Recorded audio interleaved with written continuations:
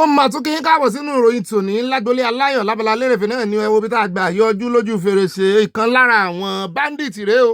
ó náà tẹ́ nílẹ̀ ó ń gbatẹ́gùn níta gbangba ṣùgbọ́n bẹ́ẹ̀ bá wọ ẹ̀yìn rẹ̀ dáadáa ibi títí ń ṣe sẹ́fì ẹ rí i pé background ẹ̀ lára àwọn tí wọ́n jí gbé wọ́n so nígbèkùn mọ́lẹ̀ wọ́n so lọ́wọ́ wọ́n so lẹ́sẹ̀ òun lẹ́ ń wò yẹn bọ́pọ̀lọpọ̀ wọn sì mọ́ kú nìyẹn o wọ́n lè wà ń bẹ̀ fún wákàtí 12 ṣe rí wípé ẹ̀hànà ẹranko ẹni ibi apààyàn làwọn eléyìí ó náà ló wá dífáfẹ́lẹ̀ náà tẹ́ ń wò yìí àwọn asọ̀mọ̀gbé rẹ̀ ló wà lẹ́yìn rẹ̀ yìí ìkan lára àwọn ọ̀gá àwọn báńdíìtì tàn náà ń wá ní gbogbo area Zamfara mọ́ Katsina gangan lélẹ̀ ṣùgbọ́n wọ́n ní sàdédé náà kó fìrí ẹ̀ wípé ó wà lára àwọn tán lọ Mẹ́kà ṣùgbọ́n wọ́n ní dìbà ṣe ń sọ̀rọ̀ ìwọ́n lọ́wọ́ ò tí ì ba òun tiẹ̀ o kò tí ì run of luck bẹ́ẹ̀ ni monkey rẹ̀ ò tí ì go market pé kó má padà wálé ṣùgbọ́n mo mọ̀ wípé láìpẹ́ láì jìnnà ọjọ́ kan ó jẹ́ ọjọ́ kan fún àwọn oníṣẹ́ ibi yẹn gangan lélẹ́yìí o.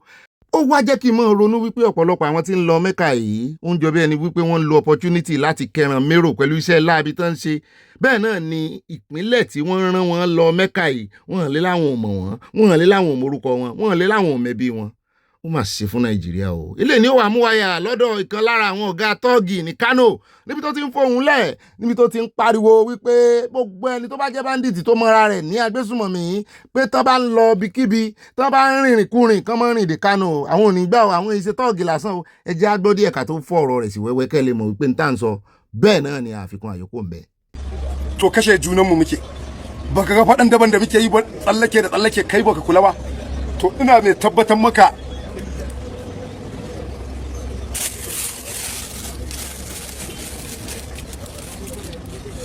Bello Kacalla billahi lazi wa ka iya ja da mutanen Kano ba mutanen Kano na rantsa da Allah sun fi karfin ka kai dan uwar kamar wani gargadi kake wai mutanen Kano wai yanzu kana zargin gwamnatin Kano waye kai zaka kawo Kano hari ko kai ka san yadda Kano take da kwari kuwa to dan me cin uwarka ó náà láti gbọ́ díẹ̀ lẹ́nu rẹ̀ yẹn jẹ́ wá fọ́ ògùn ọ̀rọ̀ tó sọ sí wẹ́wẹ́ torí àti rí èèyàn bá wa ṣe ògbùfọ́ rẹ̀ wọ́n ní kì í kàn ṣe ẹnu lásán nílé o wọ́n ní gbogbo èèyàn ló mọ arákùnrin ní Kánò wípé tọ́ọ̀gì gidi ni ṣùgbọ́n wọ́n ló burú jèpè ìdílé lọ wọ́n lòun ló wà ń fohùn lẹ̀ fún àwọn agbésùmọ̀mí wípé gbogbo destination wọn tó bá ń wà lórí Google Map kán mọ̀ wá Kánò mọ́ o bẹ́ẹ̀ náà ló ń fohùn lẹ̀ pé kán rìn jìnnà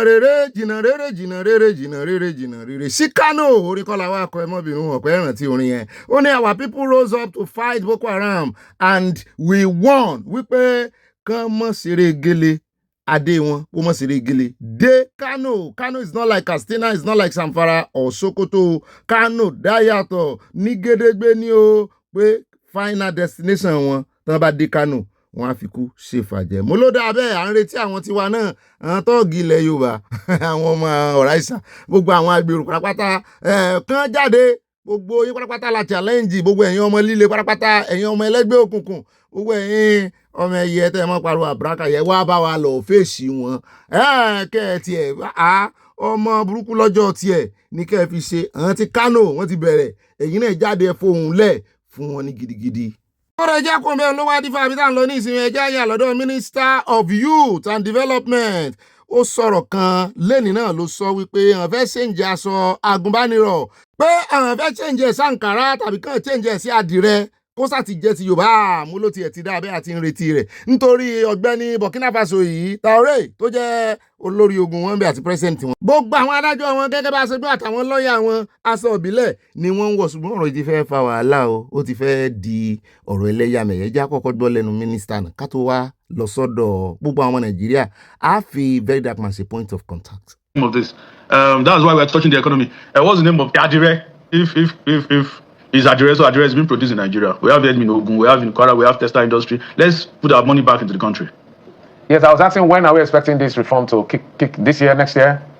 No, it's not. There's nothing like this year. This year it's a process. We have been on the process. We are looking at those ones that we can implement without the heart. We are looking at those ones that we wait for the heart, and we are pushing. And and that is why it's good to be a youth minister as a youth. So it's for me to go and prostrate to the National Assembly, prostrate to them, and tell them that see, this is not something. It's something that you should treat like a state police. It's something that you should treat like other things so that you can put it. And we have a listening president. We have a president that listens to things if you can be able to convince him better and how to see his own view about the economy. So we have that president that talks to us, that listens to us. As of yesterday, I was still with him. And it's an engagement. And he's also ready to also help us. It's not going to be easy. No reform is going to be easy. All right. But it's a process that we need to start from somewhere. ó dá àwọn proposal ní o ṣùgbọ́n nígbà tí ó dé ọ̀dọ̀ Very Dark Man kò sórúkọ tí ò pé tó ní dídìrín ní ọ̀dọ̀yọ̀ ni ó datọ́ lẹ́nu. Mo ní approach Very Dark Man gbà mí gan-an tó bá fẹ́ mú point gidi jáde òun náà máa fi approach ẹ̀ ó máa fi water down ó máa fi ba point ẹ̀ jẹ́ ṣùgbọ́n ẹ jẹ́ agbọ́n tó sọ torí làákàyè ọ̀rọ̀ wà ń bẹ̀ fún ẹni tó bá fẹ́ fi làákàyè gbọ́ torí ọ̀pọ̀lọpọ̀ àwọn rátẹ̀lì ẹ̀ àwọn fi ọgbọ́n gbọ́ rárá ọgbọ́n ẹ̀gọ́ ni wọ́n fi gbọ́ ṣùgbọ́n ẹ jẹ́ káwa fọgbọ́n gbọ́ torí àmú kankan jáde ń bẹ̀ ẹ jẹ́ agbọ́ díẹ̀ nú ọ̀rọ̀ rẹ̀. And you should, I don't want to talk much, but yeah, let's go into the matter, right? What is adire that they want to use to replace khaki? Adire is a cloth or a let's say a fabric that is associated with the Yoruba culture, with the Yorubas. That's what adire is. Now, what is NYSC? The National Youth Service Corps.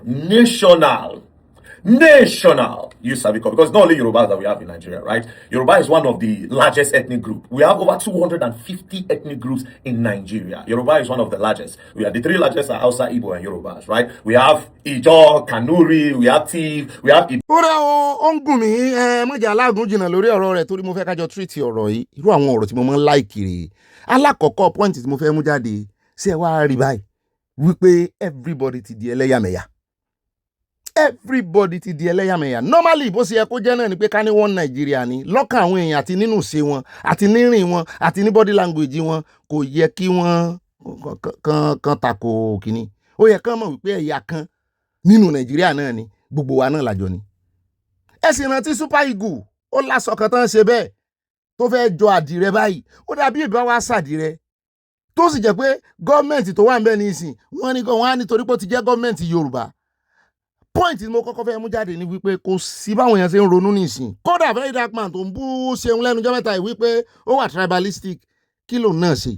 ẹlẹ́ẹ̀kejì nínú point ẹ̀ náà ni wípé tó ká ló ní àgbékalẹ̀ ọ̀rọ̀ gidi kò já yópa o torí wọ́n sì ń discuss yẹ developing idea ni so opportunity ni fún àwọn ẹ̀yà yòókù láti sọ wípé fẹ̀yà tiwa náà sí àwa náà lásọ táwọn wọ̀ bóyá ká sì padà ká mọ̀ wọ́ ọmọ rí wò torí èmi ò rí aṣọ kan tó represent Nàìjíríà ọ̀rọ̀ Very Dark Man ó máa mú òótọ́ jáde ni ó máa jẹ́ káwọn èèyàn mọ̀ wípé àìṣe nǹkan kan náà torí èmi ò rí aṣọ kan kan ní gbogbo wa ṣé Haúsá ò mú kíní tán máa ń wọ̀ yẹn wọ́n mú wa wọ́n join mi àbí kán wọn kúkú lọ akẹ̀tẹ̀ Fúlàní fún fìlà ṣòkòtò kan fi ṣe kẹ̀m̀bẹ̀ kó jẹ́ Yorùbá ni ó ti wá kán fi aṣọ ara aṣọ kan fi ṣe ti Ìgbò kan wá fapá méjèèjì kan fi ṣe ti kíní àwọn Fúlàní àwọn Kàlàbà ẹ mọ́ sí wàá gbàgbé ẹ̀yà mẹ́ta kọ́ ló wà Nàìjíríà mọ́ ó ti pọ̀ o Ìbìbì wà ń bẹ̀ Ẹ́fíkì wà ń bẹ̀ Niger Delta wà ń bẹ̀ Ìjọ wà ń bẹ̀ wọ́n pọ̀ lọ́jà burata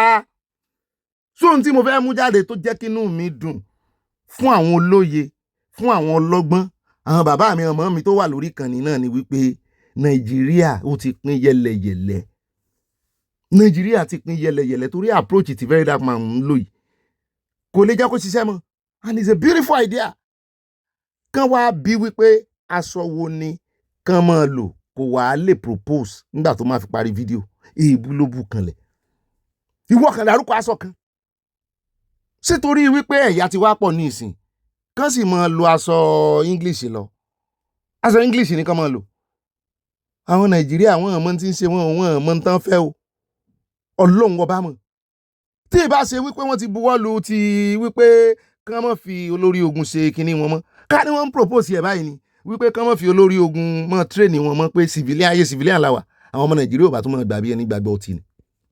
àyà ní ọ̀gá mi ó mọ̀ propose solution mo ní kí ni solution tó propose wọn náà sọ wípé kò yẹ kán fi ṣe àdìrẹ tàbá Àǹkárá nìkan pé everybody kán padà sí di culture kinní wọn kí Yorùbá àwọn ọmọ àgùnbánirọ̀ ńlẹ̀ Yorùbá kán máa wọ aṣọ Yorùbá àbí kán máa lo Àǹkárá ti wọn àwọn ti Ìbìbì o tó bá wá láti Calabar kán náà máa lo traditional wọn káṣọ wa pín yẹlẹyẹlẹ bí ìgbà tó ń ṣe cultural show ọmọ yìí ọgbọ̀n ọmọ tó yí ọgbọ̀n ló kọ rẹ̀ ẹ̀yin wo bí wọ́n ṣe rán sample kan ní ìsinsìnyí lè dùn àbí ó dùn ẹ jẹ́ n tún wá yà sí ọ̀rọ̀ ẹ̀sìn bó ṣe wà ní ọ̀rọ̀ ẹ̀sìn náà nu o wọ́n bá ti fẹ́ ṣèjọba àbọ̀n ti fẹ́ take decision kan báyìí kìrìsìtẹ́nì ni mùsùlùmí ni oníṣẹ̀ṣe ni ó dẹ̀ já wá lọ sídìí ọ̀rọ̀ ẹ̀sìn tààràtààrà káwá gbọ́ oríṣiríṣi ẹ mọ́ dọ̀bálẹ̀ mọ́ ẹ mọ́ dọ̀bálẹ̀ fáwọn òbí yín mọ́ Ọlọ́run nìkan ni ẹ mọ́ dọ̀bálẹ̀ fún àwọn àfáà yẹn sì ń ba búrúburú níwájú àwọn ẹ̀mí àwọn o àwọn alùsí ènìyàn tán fẹ́ẹ́ ba ilẹ̀ Yorùbá jẹ́ àwọn máa lè rán dandan játijàti tán lọ́rùn. dání ká fáwọn dọ̀bálẹ̀ bọ́ ma. lórí kíni. ẹgbẹ́ àrífín yẹn pọ̀. ó pọ̀ gan-an. fáà ní bàbá ọba. ká máa tẹ̀ ká máa dọ̀bálẹ̀ ká máa rúkú kò sí nẹ́ẹ̀sìn wa a gbọ́dọ̀ dọ̀bálẹ̀ fẹ́ lómi lẹ́yìn Ọlọ́run òbí rẹ̀ wá gbà ó ti yẹn wọ́n mọ̀ sí dáadáa sí wọn àmọ́ ò ní fún ọ lẹ́tọ̀ọ́ lọ. asálá ni o àṣà burúkú ni o gbogbo àwọn bàbá gan láàṣọ fáwọn ọmọ pé a ti gbọ́ o nínú ẹ̀sìn wa ẹ má dọ̀bálẹ̀ ẹ má kúnlẹ̀ ẹ̀sìn má tẹ̀ ẹ kí wa lè rí do. tán wọ́n ní àtàwọn ti mọ̀ yìí kíkọ̀ tó kéèyàn kúnlẹ̀ fún yàn kò ní rọrùn fáwọn láti má kúnlẹ̀ fáwọn bàbá wọn yóò rọrùn fún yín tẹ́ bá ti nípinnu pé yóò ní kúnlẹ̀ fáwọn bàbá yín kì í ṣe ta fojú di o torí tẹ̀sìn Ọlọ́run ẹ̀sìn Ọlọ́run ni ọgbà ká síbẹ̀ ẹ̀sìn Ọlọ́run fi hàn wá pé ká kúnlẹ̀ kíyàn haram. sẹ́rí nǹkan tó ṣẹlẹ̀ níbàyìí now sẹ́rí àwọn òníyẹ ṣòwò tọrọ fún wa nílẹ̀ Yorùbá èmi ò ní kí ẹlẹ́sìn má ṣe ẹ̀sìn mi ò ní kí ẹlẹ́sìn kó má ṣe ẹ̀sìn ṣùgbọ́n ẹ má fi ẹ̀sìn rán ìran Yorùbá lọ sí oko ẹrú. wo brọ́dà mi ó ṣe ń ṣe àti ẹ̀ní pàṣàmọ̀ fún ọ̀kan nu wọn mọ́ àní pàṣàmọ̀ fún wọn mọ́ bó bá wọn kan wòra wọn ràn báwọn ará àwòṣe wòra wọn ràn títí ó ti wá di ẹrù jẹjẹ sí wọn lórí ní ìsìn wọn rèéyàn gbà wọn lẹ̀ lọ́jọ́ Ògúndé tó sì jẹ́ pé ọba tó ń pariwo tó ń tẹ̀lé òun náà ni ò lè ràn wọn lọ́wọ́ kò lè gbà wọn lẹ̀ yóò ṣẹlẹ̀ sí gbogbo àwọn tó bá wo ìran Yorùbá ràn tó ń wo àwọn àáfàá onísọnù ìkànbalẹ̀ Yorùbá jẹ́ wọn náà ń ba búbú náà ń kúnlẹ̀ náà lóṣòó òun rèé o níwájú àwọn ọba kan àwọn ẹ̀mí àjàre tán sì nìkan mọ̀ sí bẹ́ẹ̀ fọba wọ́n fẹ́ mọ̀ agenda ó dà pé wọ́n ti list kìíní yẹn fún wọn láti Saudi pé owó tá a san fún wọn rèé agenda àti ara agenda list of agenda náà ni wípé ẹ̀rẹ̀ bá àṣàlẹ̀ Yorùbá yín yẹn jẹ́ gbogbo ohun tó bá jẹ́ àṣà ẹnìkan máa fi ìka mẹ́ta jẹun tó bá yá wọn sọ di kàkàn tó bá yá gan wọ́n lè ní kẹ́ ẹ gé ìka márùn-ún kẹ́ ẹ mọ́ ní ìka mọ́ mìkútúrú wọn kì í kọ lẹ́tà tó bá yá gan wọ́n á ní kẹ́ ẹ mọ́ wọ bàtà rìn mọ́ mi ò mọ kéèyàn kí ọpọlọ èèyàn kó wà retarded káwọn èèyàn máa ronú àti lọ wájú kàn sì gbéra wọn sílẹ̀ kàn sì máa fi ẹ̀sìn yí kàn sì máa wá ara wọn lọ sẹ́yìn wọ́n wá fẹ́ wá ìran Yorùbá lọ sẹ́yìn bá a bá wòra wá ràn tá a rò pé kò kàn wá wọ́n á gbẹnu dákẹ́ tán bá sọ ẹ wò ó wọ́n ń kó sí àwọn ọmọ yín wọ́n ń kó sí wọn lọ́pọlọ kékeré la ti pẹ̀ka àròkò bó bá dàgbà tán apá ò ní kà mú mo sọ yìí mo dúró nájà tẹ̀ wájú àròjọ́ mùsùlùkùn. ó rẹ̀ ọjà wáyà lórí ọ̀rọ̀ flash flood ilẹ̀ Yorùbá lélẹ̀ ti ṣẹlẹ̀ torí nígbà tí mo gbọ́rọ̀ tán sọ Yorùbá ni wọ́n ń sọ o ẹ wo mọ́tò kì í ṣe pé wọ́n wa mọ́tò wọnú kànáà o omi ló gbé mọ́tò wọnú kànáà inú kànáà ló gbé dúró sí o òun náà ń gbìyànjú àti gbé jáde federal government ìjọba àpapọ̀ ló wá rán mi sí wípé ẹ wá o iṣu atẹnumọ́ràn ò gbọ́dọ̀ jóná ẹ bá wa pariwo síta wọ́n ní eléyìí tẹ́ rọra rí wọ́n ní késekése ló kọ rẹ̀ o pé eléyìí táwọn fẹ́ kẹ́ ẹ wá múra kẹ́ ẹ dúró déédéé fún òun náà ni kàṣàkàṣà bàbá kéṣekéṣe wọn ló ń bọ̀ lẹ́yìn eléyìí o wọn nítorí òjò àrọ̀ ọ̀rọ̀ dá wọn láwọn òjò tó yẹ kó ra mọ́ ọ̀rọ̀ wẹ́lẹ́wẹ́lẹ́ ẹkùn bímọ wọn ní kò rí bẹ́ẹ̀ mọ́ o. ẹgbẹ́ yẹn ọmọ Nàìjíríà ẹ gbà wá o ẹ wò òjò tó rọ̀ lánàá nílé wa ní Mushin ẹ wo gbogbo inú yàrá wa ẹ wo bó ṣe rí ẹ wo inú yàrá wọn lálọ́ọ̀dọ̀ tí ẹ ṣòkan sáì rárá ẹ wo gbogbo ilé bó ṣe rí gbogbo ẹrù ló ti bàjẹ́ gbogbo nǹkan ta ní láyé lọ́rùn nínú ilé ẹ wo bó ṣe rí àwọn lálọ́ọ̀ta níwọ̀n ṣòkan sáì rárá ẹ wo inú ilé gbogbo nulẹ̀ ló ti kún fómi ẹ̀ṣá ní ẹgbàá wáyà ọmọ Nàìjíríà ní Mushin ládédòkun ẹ wo gbogbo nulẹ̀ òun la ṣe ń gbọ́ mi báyìí látànà lójó ti rọ̀ gbogbo nulẹ̀ lómi ti kún ẹ wọlé ṣé lélẹ́lẹ́ ẹ wo gbogbo nu yàrá àwọn èèyàn ẹ wo mi ẹ wo báwọn èèyàn ṣe ń gbọ́ mi jáde gbogbo nulẹ̀ wọ́n wà nulẹ̀ wọn ṣòkùn sáì rárá gbogbo ẹrù ló ti bàjẹ́ mọ́ nulẹ̀ gbogbo ẹrù ẹ wo nu yàrá ẹ wo nulẹ̀ ẹ wo nulẹ̀ inú ilé tá à ń sanwó fún ẹ wo gbogbo nulẹ̀ ó lágbára ẹ wo gbogbo nulẹ̀ a dẹ̀ ń sanwó ilé wà lókè tán jókòó wọ́n wà lójú kan ṣòkan sáì rárá gbogbo nulẹ̀ gbogbo ẹrù wa ló ti bàjẹ́ mọ́nú ilé gbogbo ẹrù ló. tẹ́nàntì ń dúró de láńlọ́ọ̀dù gan bá tiẹ̀ fà lọ́wọ́ ṣebí láńlọ́ọ̀dù wa ni kó ní kálukú yéé da ilẹ̀ kiri mọ́ kíjọba Èkó náà pèsè bọ́n sì mọ̀ dalẹ̀ nù kò jù bá náà lọ o ká tó wá yà ní Ọ̀ṣun torí wọ́n fẹjọ́ Adélékè sùn wá á bá ẹ̀kúnrẹ́rẹ́ ìròyìn iṣẹ́ tí federal government rán wa lórí ọ̀rọ̀ omíyalé àgbàrá ya ṣọ́ọ̀bù ẹ gbọ́ náà àkójọpọ̀ ròyìn. láti bí oṣù mẹ́fà ẹ wá sápò mbẹ láti bí oṣù mẹ́fà ẹ wá ń kówó jẹ bí 8 billion ó ga o láti bí oṣù mẹ́fà ẹ wá rí gádà sí ẹ̀rín pàṣẹ ẹgbẹ́ iṣẹ́ fún ẹnjìnìá ọmọ ẹdẹ tí ò mọ́ṣẹ́ ọmọ ìlú yín lẹ gbéṣẹ́ fún àwọn èèyàn náà gbanú omi kọjá lọ́mọdé omi pa gbọmọ Ọ̀ṣun state tán o gádà nínú omi o gádà táwọn. ọ̀rọ̀ náà lẹ́sìn bọ́ọ̀lù ti rí iye oríṣiríṣi nǹkan báyìí lẹ́mọ̀ rí báyìí lọ́wọ́lọ́wọ́ nítorí wípé time campaign la wà time àwọn olóṣèlú àwọn kò mọ̀ bàjẹ́ àwọn kan wọ́n mọ̀ fẹnu tún ṣe àwọn èèyàn yin Adeleke àwọn kan wọ́n fẹnu bàjẹ́ ṣùgbọ́n à ń gbé agbẹnusọ rẹ̀ bọ̀ lónìí yóò sọ púpọ̀ lọ́rọ̀ babadínú àkójọpọ̀ ròyìn. àyà mọ̀ rọra ibo ló ń gbé mi báyìí mọ́tò FRS mọ̀rẹ́ road safety àti young agro so road safety náà àmọ́ l'accident ọlọ́run asádùpẹ́ èèyàn òkú mbẹ́ jẹ́ wáyà ní ọ̀dọ̀ Akpabio níbi tó ti rè bá Wike ṣe launching ló bá ganu sí máìkì wípé ẹ fi wọ́n lẹ̀ mọ́ sípẹ̀ fún wọn mọ́ gbogbo ẹgbẹ́ òṣèlú tó bá fẹ́ kú tó ti destiny àbí èyí tó tiẹ̀ ti kú pé kílẹ̀ tó ń pariwo fún ẹ mọ́ fariwo yín jí wọn dìde ẹ jẹ́ kán sunrun nínú Olúwa ẹ jẹ́ kán máa sùn láyà olùgbàlà. Your Excellency, the President, Commander-in-Chief of the Armed Forces of the Federal Republic of Nigeria, Bola Ahmed Tinubu, GCFR, who graciously directed that I represent him in this particular commissioning. My dear brothers, distinguished senators of the Federal Republic of Nigeria, I've seen so many of them. Well, very prominent is Senator Izunaso, Senator Eteng Williams, Senator Olaga Nwogu, whom I understand just won election from PDP. I didn't know that there was still PDP.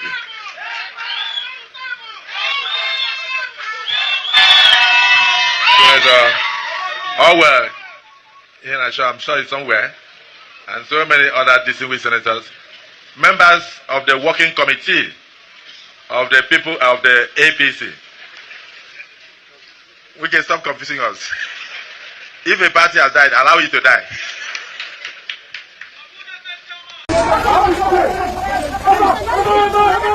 Láwọn ìkìlọ̀ pàtàkì ìkìlọ̀ tẹ́ ẹ̀ sanwó fún ìkìlọ̀ ní kì í ṣe kéde o lórí ọ̀rọ̀ solar ìwọ ni sona lórí ọ̀rọ̀ solar panel ẹjọ́ ẹja kíyèsára o ẹjọ́ ẹja mọ́ ìrántí òwe Yorùbá tó sọ wípé ká mọ̀ fi ná sórí òrùlé sún o solar panel náà bá wí ẹwù bọ́n ṣe ń kẹ́rù jáde ẹni tó múlé sókè yẹn nísìn wàhálà ló dálẹ̀ tó bá jẹ́ ilé mìrẹ́ǹtì ni tó bá jẹ́ ilé landlord ni wọ́n bá tán bá lè kó ní second floor àti first floor wọ́n á tètè kó kí lè tó kanlẹ̀ ẹ sì mọ̀ pé bátìrì tí wọ́n bá solar panel wá bátìrì lithium ni ìsábà tètè gbọ́ pípa gan bomi pájú bẹ́ẹ̀ lọ yọ́ mọ̀ dún bí àdó olóró ni so ẹjọ́ ẹjẹ́ aṣọ́ra wa o pàápàá jùlọ àwa tá à ń yálé gbé tá a wá rí ṣe panel tá a rí kójọ sórí kínní ẹjẹ́ aṣọ́ra o bọ́ọ̀bà ṣe panel ṣe síwájú ẹgbẹ́ wíńdò rẹ tàbí kó rí ṣe gágá kan síta tó o bá rí gbé sórí rúfù láńlọ́ọ̀dù rẹ tí nǹkan kan rí ìṣẹ̀lẹ̀ kódà kò mọ̀ jẹ́ solar panel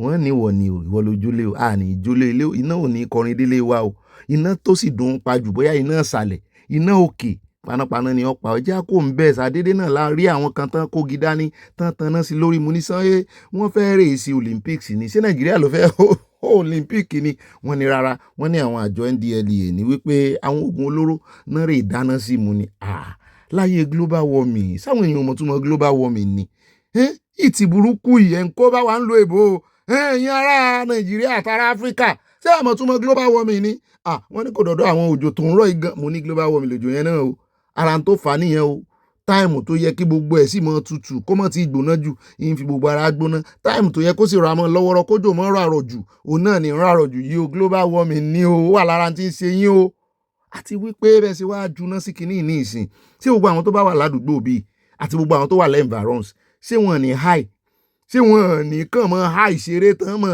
ṣe bó ṣe wù wọ́n under the influence of torí tán bá ti fi símú èsìsì tó bá wà ń bí gan abẹ́fọn òǹgàn high dọ́là ni ó dá ẹja kí àjọ NDLEA pé wọ́n kú iṣẹ́ ribiribi.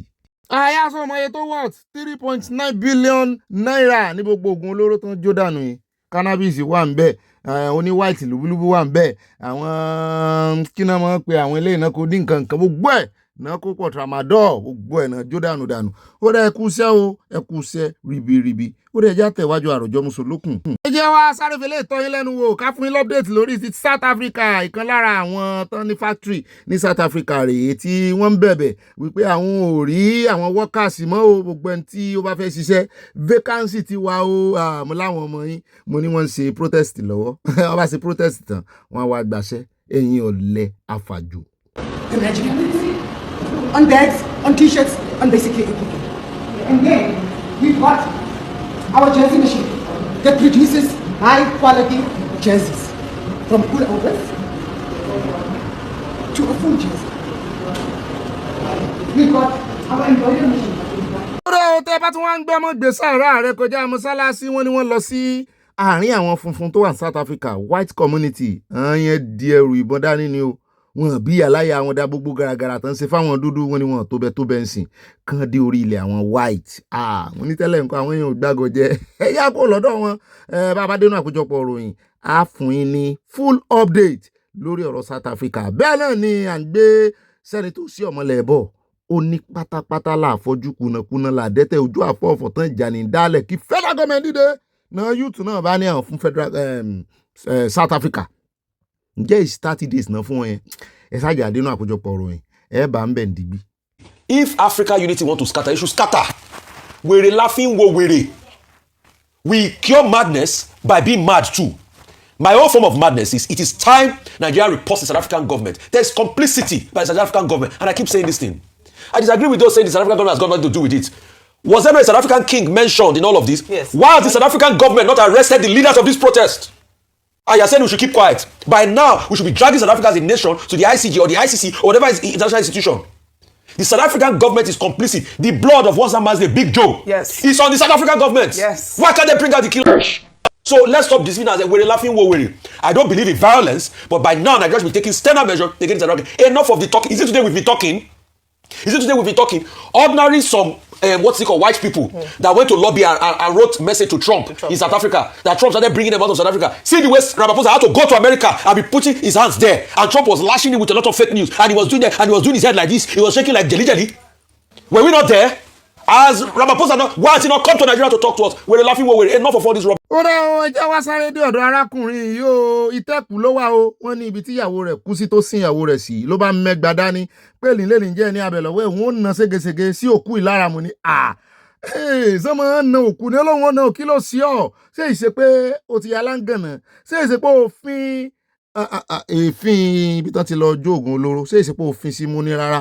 wọ́n ní ẹ̀sùn tó fi kan ìyàwó rẹ̀ ní pé lójú ayé rẹ̀ wípé gbogbo àwọn ọmọ tó bílẹ̀ pé kì í ọmọ mẹ́fà wọ́n ní kò sí kankan lẹ́yìn ìgbà tó ṣe DNA kò sí kankan tó jẹ́ tiẹ̀ ń bẹ̀ ìyàwó sì ti kú báyìí ibo ni kò ti wá bẹ̀rẹ̀ nǹkan ń bẹ ká lára ta lọ́wọ́ òrò báyìí.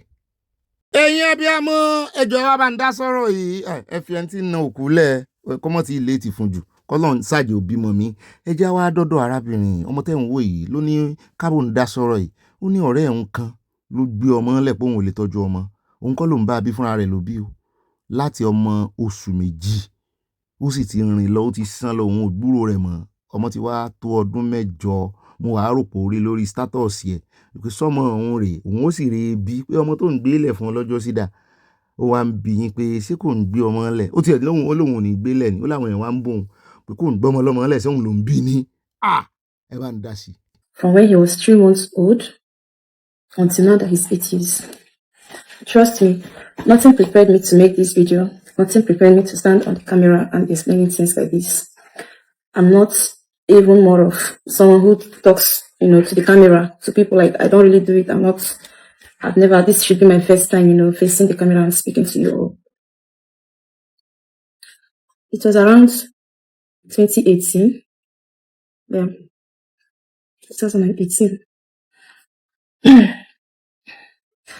So my friend actually came to the house with her baby, and we were chit-chatting, we were having fun. I remember I made noodles that day, and we ate. She said, "Oh, I'm coming. Watch over my baby." The baby was 3 months old, I can remember vividly. "I'm coming. Let me go and grab something." I said, "Fine, go." Beside the baby was sleeping. 1 hour went, 2 hours, 3, and it continued clicking, and then again she was not back. I got worried. I said, oh, I went to my mom. I told her, mommy, this girl went to get stuffs and she's not still back. And her baby has woken up by then. He was crying. My mom was like, what are we going to do now? So, okay, let's take the baby back to their house, the girl's house. When we got there, we met someone. She was sitting down right in front of the house, cutting her cassava stuff. I think she's a farmer here.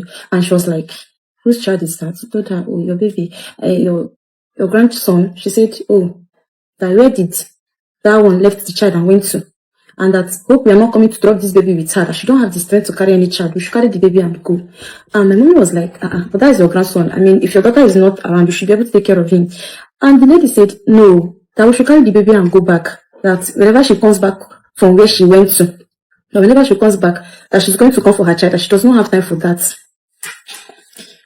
Mind you, my mom still begged and was like, oh, why will you want us to carry this baby and go back? That carry your child now, like this is your grandson. This was how small, you can see in the picture, this was how small this boy was when she brought and left him in the house. And we're like, okay. We went back with the baby and I was feeling like, okay, maybe she's going to come back, probably now. Who would want to leave a 3-month-old child with her friend? How old was I then that you want to leave me with your child just like that? And she said, oh, I was like, okay, maybe she's going to come back. And that night, we didn't see her. Like, she literally disappeared. We did not see this girl again. Now, my mom went back to their house. This time around, she went alone. She went alone, yeah. She went to the woman's house and she was like, are you seriously going to leave your grandson with us? Does not make any sense. And she was like, she's not going to carry that baby. That was how she put it in Igbo. She said, that if we are there and she left the child probably to go and follow her friends and, roam about the whole village and all that, and she's leaving us with a baby that we want her to now come and carry the child, that she doesn't have time for that. That we should carry the baby and go. The mom said, okay, it's fine. We went back to the house. Luckily for us, we do sell provisions. lọ́rọ̀ kan ìbéèrè tó ń bí náà ni wípé ẹgbọ́ tó bá sẹ́yìn ní sẹ́gbèrú ọmọ yẹn lẹ̀ ládùúrò owó tó ń ti ná àbí kò ń kakuléètì ẹ̀ fún àti pé sọmọ ìgan lè gbà á gẹ́gẹ́ bí ìyá sọmọ ìgan só lè mọ mọ̀mọ́ tuntun rẹ̀ bóun ni ó ṣe rí lára ọmọ. kí n tó gbàgbé ẹjẹ́ wá sáré dé ọ̀dọ̀ bọ̀bọ́ ẹ̀bùngáì àbí kí ló kọ́ rẹ̀ nígbà náà prophet tí wọ́n mú arrest at the end of the day tó gba owó lọ́wọ́ àwọn èèyàn jọ ní Ghana tó lóun fẹ́ kan ọkọ̀ ojú omi Noah ẹ ti rántí rẹ̀ lọ́wọ́n tún ti jáde padà ó lóun ò sọ ó ní àsọtẹ́lẹ̀ òun ló ṣẹ̀ wá wáyé ló ṣẹ̀ wá wá sí ìmúṣẹ. We talk, you don't listen. Because I am not your pastor, I am not your prophet, I am nobody. But God said, Ebo, go and tell the people that it will rain, it is going to flood. I said it, and I was arrested. No problem, no problem. But now, see what is happening. See how people's properties are being destroyed. See the lives. I'm very sad. Is this the rain? Is this the rain, Father? Is this the rain, Father? Father, have mercy. Have mercy.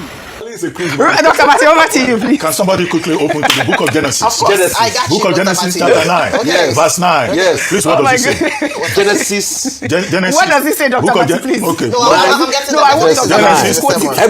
Put it from as for me, behold, I establish my covenant with you. Yes. And with your descendants after you. Yes. And with every living creature that is with you. Yes. The birds, the cattle, and every beast of the earth with you. Yes. Of all that go out of the ark, every beast of the earth. Yes. Thus I establish my covenant with you. Yes. Never again. Yes. Never again. Yes. Shall all flesh be cut off by the waters of the flood. Never Yes. again shall there be a flood to destroy the earth. In Genesis 9, verse 9. Okay. If you go for that, in verse 11, Okay. but we don't have time for verse 11, Verse but you 11. can check it. The Lord himself Yes. entered into a covenant with Noah and with all of humanity that he will not destroy the world again with flood. And as a sign of that covenant, there was the rainbow. As a sign of that covenant. So this Pastor Abel is a perfect illustration of what we have always said. That many of these pastors, they don't know the Bible. He was arrested before. He's not even. They don't know the Bible. They just talk. The age of charlatanism.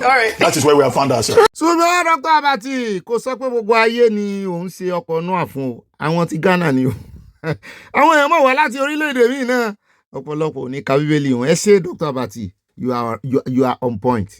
Ọlọ́run ti bá a dá májẹ̀mú pé òun ò ní fomi payé rẹ mọ́ torí ẹ̀ kò sí bójú sí lè rọ̀ tó bẹ́ẹ̀ bá ti rí rainbow Òṣùmàrè náà ń pè bẹ́ẹ̀ ní Yorùbá ìtumọ̀ ẹ̀ náà ni wípé ẹ mọ̀ wọ̀rí kò sí bí òjò ìṣẹ̀lẹ̀ le tó òun ò ní pa yín rẹ. bẹ́ẹ̀ náà ní bàbá dénú àkójọpọ̀ ròyìn lónìí ọ̀rọ̀ kan là ń pè lówó ètì ńlá rónú o ọ̀rọ̀ bọ̀dà Gbajabiamila àti arákùnrin Adéníyì wọn lárakùnrin tí ń ṣe tipẹ́ ṣùgbọ́n wọn lẹ́nu tó bá ṣe ní ìsìn wọn láṣìírí fẹ́ tú ni ẹ wo bàbá Fẹ́mi Fálànà ti dá sí àwọn èèyàn ti dá sí pé bó o lẹ́sẹ̀ sọ wípé agency manu yóò exist ó sì lọ open bank ní CBN parastatage ìbò iná ni àti agency àti ministry ló lórí ọ̀fẹ́ àti lọ open bank sí CBN kán lè mọ́ gba owó tíjọba fẹ́ fún wọn directly ẹ̀fìyún ṣe ní ẹlẹ́ẹ̀kejì aráwọn èèyàn tó bá ya picture lóríṣiríṣi nínú secretariat federal secretariat wọ́n ti ibẹ̀ náà fún ní ọ́fíìsì sí bó ló ṣe wá jẹ́ ẹ̀fìyún ṣèjì olórí àjọ EFCC wà lára àwọn tó bá ya picture deputy speaker ní House of Representatives ó wà lára wọn ó ń ṣe wọléwọ̀de pẹ̀lú ọ̀pọ̀lọpọ̀ àwọn ambassador 400 million ló fẹ̀sùn kan bọ̀dà Gbajabiamila wípé wọ́n fẹ́ gbà lọ́wọ́ òun pé náà fi fóun níṣẹ́ náà fi fóun so lórí DG oníṣùgbọ́n ti san 200 million okùn 200 ó lóun ló díjà alẹ̀ ó mọ̀ ń pọ̀ sí i Lábátúndé bá fígọ̀ orúkọ tí ń jẹ́ tán ní exist ó ná fi rè kóòtì ẹ̀ sínú bọ́jẹ́ẹ̀tì sí bọ́jẹ́ẹ̀tì míì wà ní ẹ̀já aṣọ dínú àkójọpọ̀ ròyìn àgbọ̀rọ̀ lẹ́nu bàbá Fẹ́mi Fálànà kò sí fọ́nrán rẹ̀ o àwa la bá wọn gbóhùn sáfẹ́fẹ́ ṣùgbọ́n ọ̀rọ̀ fúnra wọn náà sọ kì í sáwà la bá wọn sọ àtàwọn míì tán tú àṣírí tó wà ń di ọ̀rọ̀ yìí bọ̀dà Gbajabiamila ẹ̀rù ń bà mí fún wọn. ó rọjá wá dé ọ̀dọ̀ àwọn couples méjèèjì tọkọtaya àfẹ́sọ́nà wọn ní ìrẹ́ wọn jẹun yóò tán ó ń wá bẹ́kùnbẹ́kùn kiri wọ́n wá gun orí òkè láńgbòdo lọ wọ́n ní the two people who scaled the Empire State Building in New York Ivan Kunesko 32 ọmọ 32 years àti Angelina Nicolau 33 inú ìyàwó ju ọkọ lọ wọ́n ní wọ́n fẹ́ ṣe marriage proposal ó fẹ́ propose fún ló wá lọ sí orí Empire State Building wọ́n ti mú wọn o wọ́n rò pé wọ́n fẹ́ rí ìjí nǹkan ni wọ́n ní ẹ̀sùn tó fi kàn wọ́n nìyẹn burglary àti recklessness. ọ̀rọ̀ níbẹ̀ jáyà lọ́dọ̀ olórí ọba aládé gbogbo olórí aládé gbogbo Ọọ̀ni of Ifẹ̀ níbi tá a ti kófìrí bàbá Ìjẹ̀ṣà àti ìyàwó rẹ̀ tí wọ́n rè gba ìre ní Òtúfẹ̀ àwọn kan ní wọ́n so wọ́n pọ̀ ní mo ní ó dáa bẹ́ẹ̀ náà ni bẹ́ẹ̀ náà la gbọ́ wọn ni wọ́n gbé mọ́tò bọ́ọ̀gì nìkan fún wọn àwọn ló ti dáa bẹ́ẹ̀ káyọ̀ mọ́ yí lura náà ni láti wá kófìrí bàbá Ìjẹ̀ṣà níbi tó ti ń sọ wípé the first time tóun àti ìyàwó òun tán jọ máa travel pọ̀ rí òun àti family òun mo ní we wish you the best. ṣùgbọ́n èmi àtàyà àti ìyíṣẹ́ padà láàfin ọba tí a fi ń gbáriwo àwọn onímọ̀nà fìkì lórí ẹ̀rọ agbágbé wípé ṣó yẹ kí Ọọ̀ni of Ifẹ̀ ṣó yẹ kán gbà láàyè ṣó yẹ kán jẹ́ kó wọ ààfin mo ní bẹ́yàn bá jẹ́ Ọlọ́run ni wọn bá ní káfẹ́fẹ́ mọ̀ fẹ́ o wọn bá ní kójò mọ́rọ̀ o wọn bá sọlé ayédògùn o kí ló dènà ẹ̀sìn lẹ́yìn bàbá Ìjẹ̀ṣà. ó dá níbẹ̀ jẹ́ fún yín lọ́pdéètì kan tó dùn mọ́ mi inú mi dùn ẹ̀ka hallelujah ẹ̀sìn alihamudulilayi ẹ̀sìn eriwo ya àdédé la gbọ́ ọ́pdéètì ni wọ́n ní àwọn Lakurawa àti àwọn ambandit kan wọ́n pàdé ara wọn lẹ́sìn Ògbèjì ní Mashegu local government ní Niger State náà máa ń kọrin fúnra wọn pé sọ́nsọ́ méjì ò gbọ́dọ̀ fojúkojú o bẹ́ẹ̀ náà ni wọ́n ní àgbò méjì kò gbọ́dọ̀ mú mi nínú àmù kan náà bá ń kanra wọn ń gbò wọ́n ń para wọn ní jẹ́bẹ̀ wọ́n ní wọ́n para wọn lẹ̀bi ilẹ̀ bí ẹni ní o mo ní ẹ̀fún bẹ́ẹ̀dì ẹni tá a fẹ́ náà nùrù tá a fẹ́ mọ gbọ́rì ṣùgbọ́n àti ìgbọ́lẹ́nu àwọn aláṣẹ kankan ìṣológun ìṣe agbófinró ìṣọlọ́pàá ìṣe DSS àti ìgbọ́n kankan lẹ́nu wọn o ṣùgbọ́n àwọn tó wà ní agbègbè Mashegu local government ní Niger State àwọn fi ń tó wa létí. òun náà ló wá dífá fún agbègbè kan ní Sokoto mo ti ẹ̀ mọ̀ bí dáadáa wọ́n ń pè bẹ́ẹ̀ ní Bodinga mo mọ̀ bẹ́ẹ̀ dáadáa rẹ̀ sẹ́pà mi ní Bodinga wọ́n wọ́ ọmọ lọ bẹ́ẹ̀ nígbà tá à ń sáfù lọ́wọ́ wọ́n níbẹ̀ ni àwọn wèrè yìí ni wọ́n ti kọlu àwọn aráabẹ̀ o wọ́n ní wọ́n kó ọ̀pọ̀lọpọ̀ àwọn màálù lọ wọ́n sì pa chief imam bẹ́ẹ̀ mo ní ní Sokoto máa ṣe o ọ̀run rẹ̀ o àyà ń bínú sí mi àkútúkù rẹ̀ lọ́nà ọ̀run ni ó dáa o wọ́n ló ti jọ́lọ́ ń pè ní tiẹ̀ wọ́n pàdánù.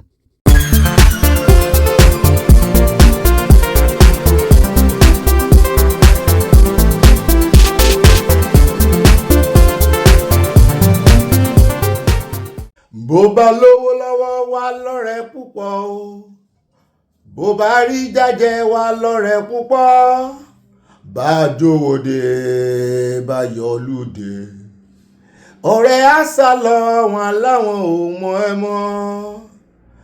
If you have money you get many friends, if you get to do you get many friends, If you get to it, you get many friends. If you get to do, you get many friends.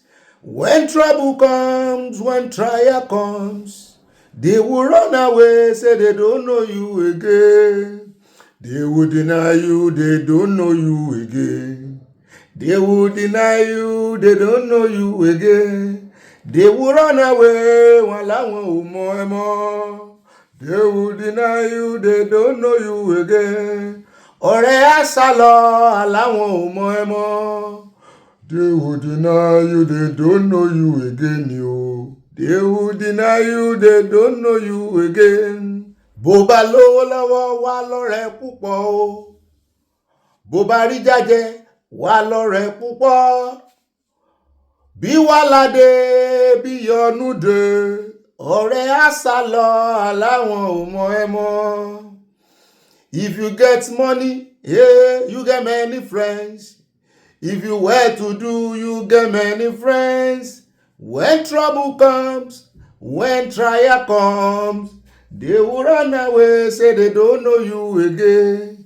They will deny you, they don't know you again, yo. They will deny you, they don't know you again.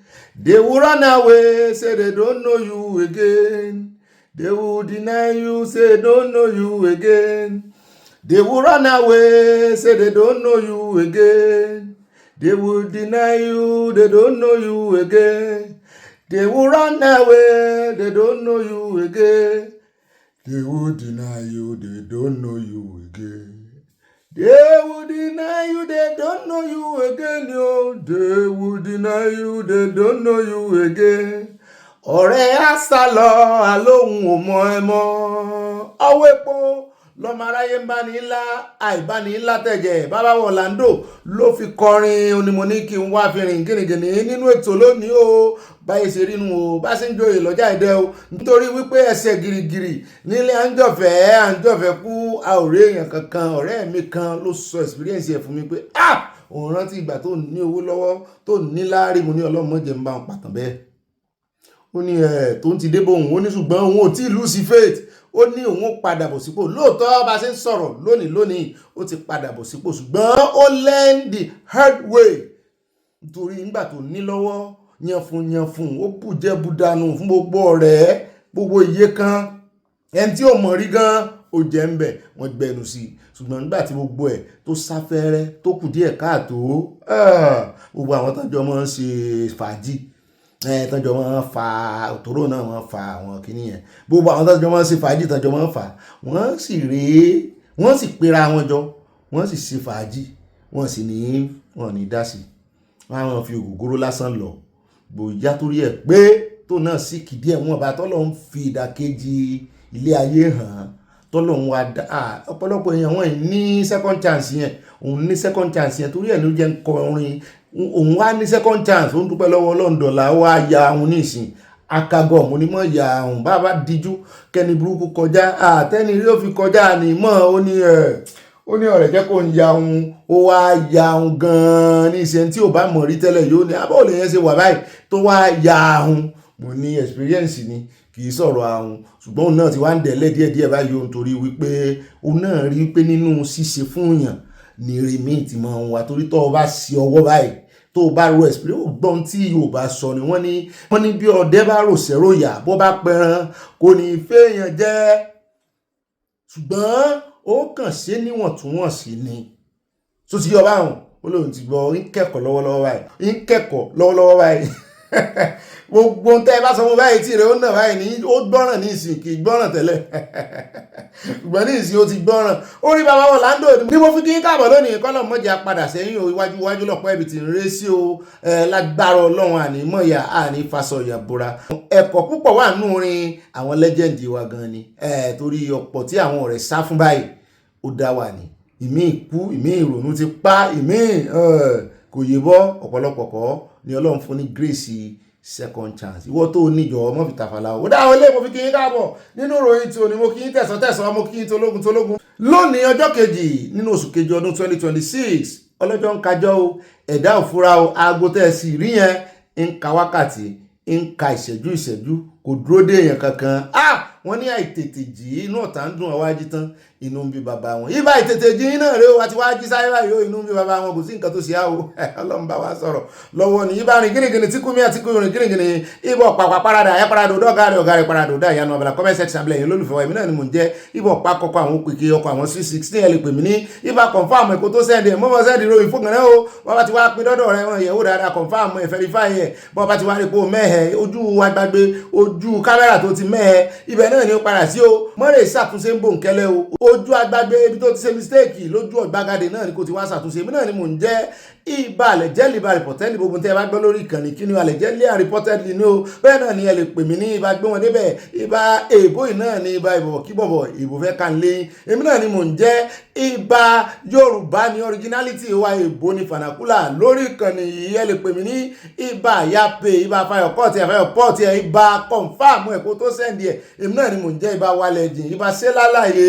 ẹ tún lè pè mí ní oyèpọ̀ ibà pọ́ngilá ibà ọkọ̀ ilẹ̀ àtẹ́mù èmi náà ni mò ń jẹ́ ibà ọkọ̀ Mariam Cypriano ibà ọkọ̀ oyin kan sọlá ibà ọkọ̀ àwọn màámi lórí ìkànnì yìí ibà kéde fún Yorùbá Nation fún Oòduà Nation káfàtà adúpẹ́ lọ́wọ́ Ọlọ́run alákọ̀ọ́kọ́ náà àkórí ìròyìn Olúwa ẹ ṣé gbogbo ìgbà àmọ́ lóore o orúkọ yín láti sílé ètò alákọ̀ọ́kọ́ náà àkórí ìròyìn wa tòní bí tá ti mọ́ dami tútù wájú tá ti tẹ̀lẹ̀ tútù ẹ jẹ́ á bẹ̀rẹ̀ láti ọ̀dọ̀ bọ̀dà Gbajabiamila ní àsọ̀rọ̀ ọ̀rọ̀ tá a kàn rọra mẹ́nu gan lánàá tán sọ wípé ọ̀rọ̀ sọ̀rọ̀ owó láàrin wọ́n fẹ̀sùn kan bọ̀dà Gbajabiamila àṣé bọ̀dà Gbajabiamila gan ti competition lòdì sí Mr. Akinyemi wọ́n sọ wípé lórí òfégè ni wọ́n gbé àjọ ìjọba kan dálẹ̀ sí pé ìjọba kọ́ ló dálẹ̀ bẹ́ẹ̀ náà ni bàbá Fẹ́mi Fálànà ti wá bọ́n dá sí mo ní ìjàngbọ̀ndé wọ́n ti fẹ̀ lójú wọ́n ní inú àwọn dùn bọ́n ṣe mú arákùnrin yẹn o torí ọwọ́ tiẹ̀ náà mọ̀ ṣùgbọ́n ẹni tí wọ́n fẹ̀sùn kàn náà lásọ̀rọ̀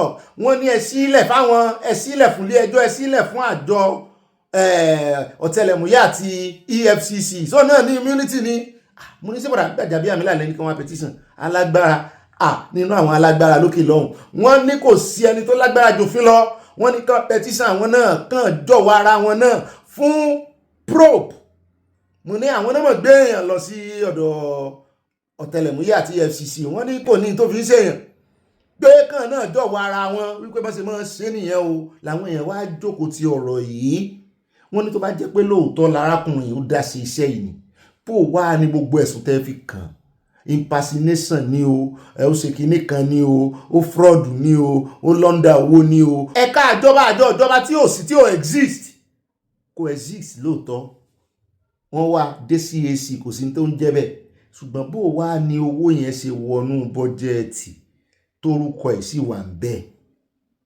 ta ló pè ìlú ẹ̀ sínú bọ́jẹ́ẹ̀tì tí ìmọ̀ tí mò ń rò ẹ̀yin náà ń rò bí mo ṣe ń rò bó lówó ṣe wọnú bọ́jẹ́ẹ̀tì alágbára wo ló ti fígọ̀ yẹn bọnú bọ́jẹ́ẹ̀tì ṣùgbọ́n tí ṣùgbọ́n tẹ́ ẹ fẹ́ kó hàn fàyè pé kò exist àwọn ọmọ Nàìjíríà sì rèé wọ́n kàn máa ka bọ́jẹ́ẹ̀tì ni wọ́n á pariwo díẹ̀ ń bẹ́ẹ̀ tó bá ti yá wọn agbójúkò mẹ́ á sọ púpọ̀ lọ́rọ̀ lónìí tí bàbá Fẹ́mi Fálànà sọ àti táwọn èèyàn sọ lórí ọ̀rọ̀ yìí bàbá ti wá kó ń bẹ́ẹ̀ tán á wà yà ní ọ̀dọ̀ federal government náà ni o níbi tó ti ń ṣe ìkìlọ̀ ní kólekóle wípé ọ̀rọ̀ omíyalé àgbàrá ya ṣọ́ọ̀bù yìí tí rí nǹkan kan o flash flood lẹ́rí yẹn o pé késekése lẹ́rí kàṣàkàṣà ń bọ̀ ẹ múra fún o bẹ́sọ̀ ti wá yé yín báyìí gbogbo ariwo tán mọ́ pa ẹyẹ dàdọ̀tí sójú gọ́tà ẹwà dúró dọ̀tí tó bómi dé ibo lomi ti ń rù bọ̀ ẹ̀yìn náà ní kó ní kálukú mójútó ilé rẹ̀ tún lé rẹ̀ ṣe kémi náà tún tèmi ṣe mọ́ dá ìdọ̀tí sójú títì mọ́tò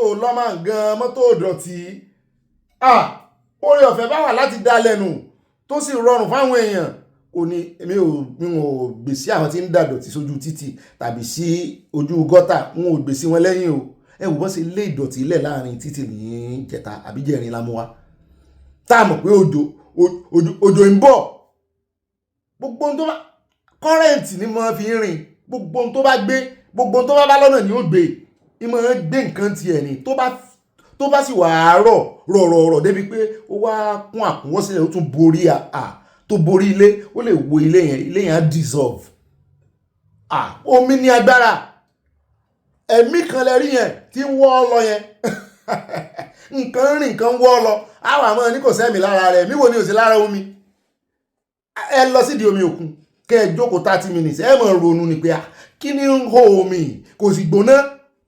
Ó ti ẹ̀ níbì kan tí wọ́n fi hàn yín náà lónìí inú ròyìn wọ́n níbẹ̀ yẹn wà ní iṣẹ́ Uganda kan ló wà bí Rwanda ẹ mọ́ ti jẹ́ ń sọ location torí mo ti gbàgbé.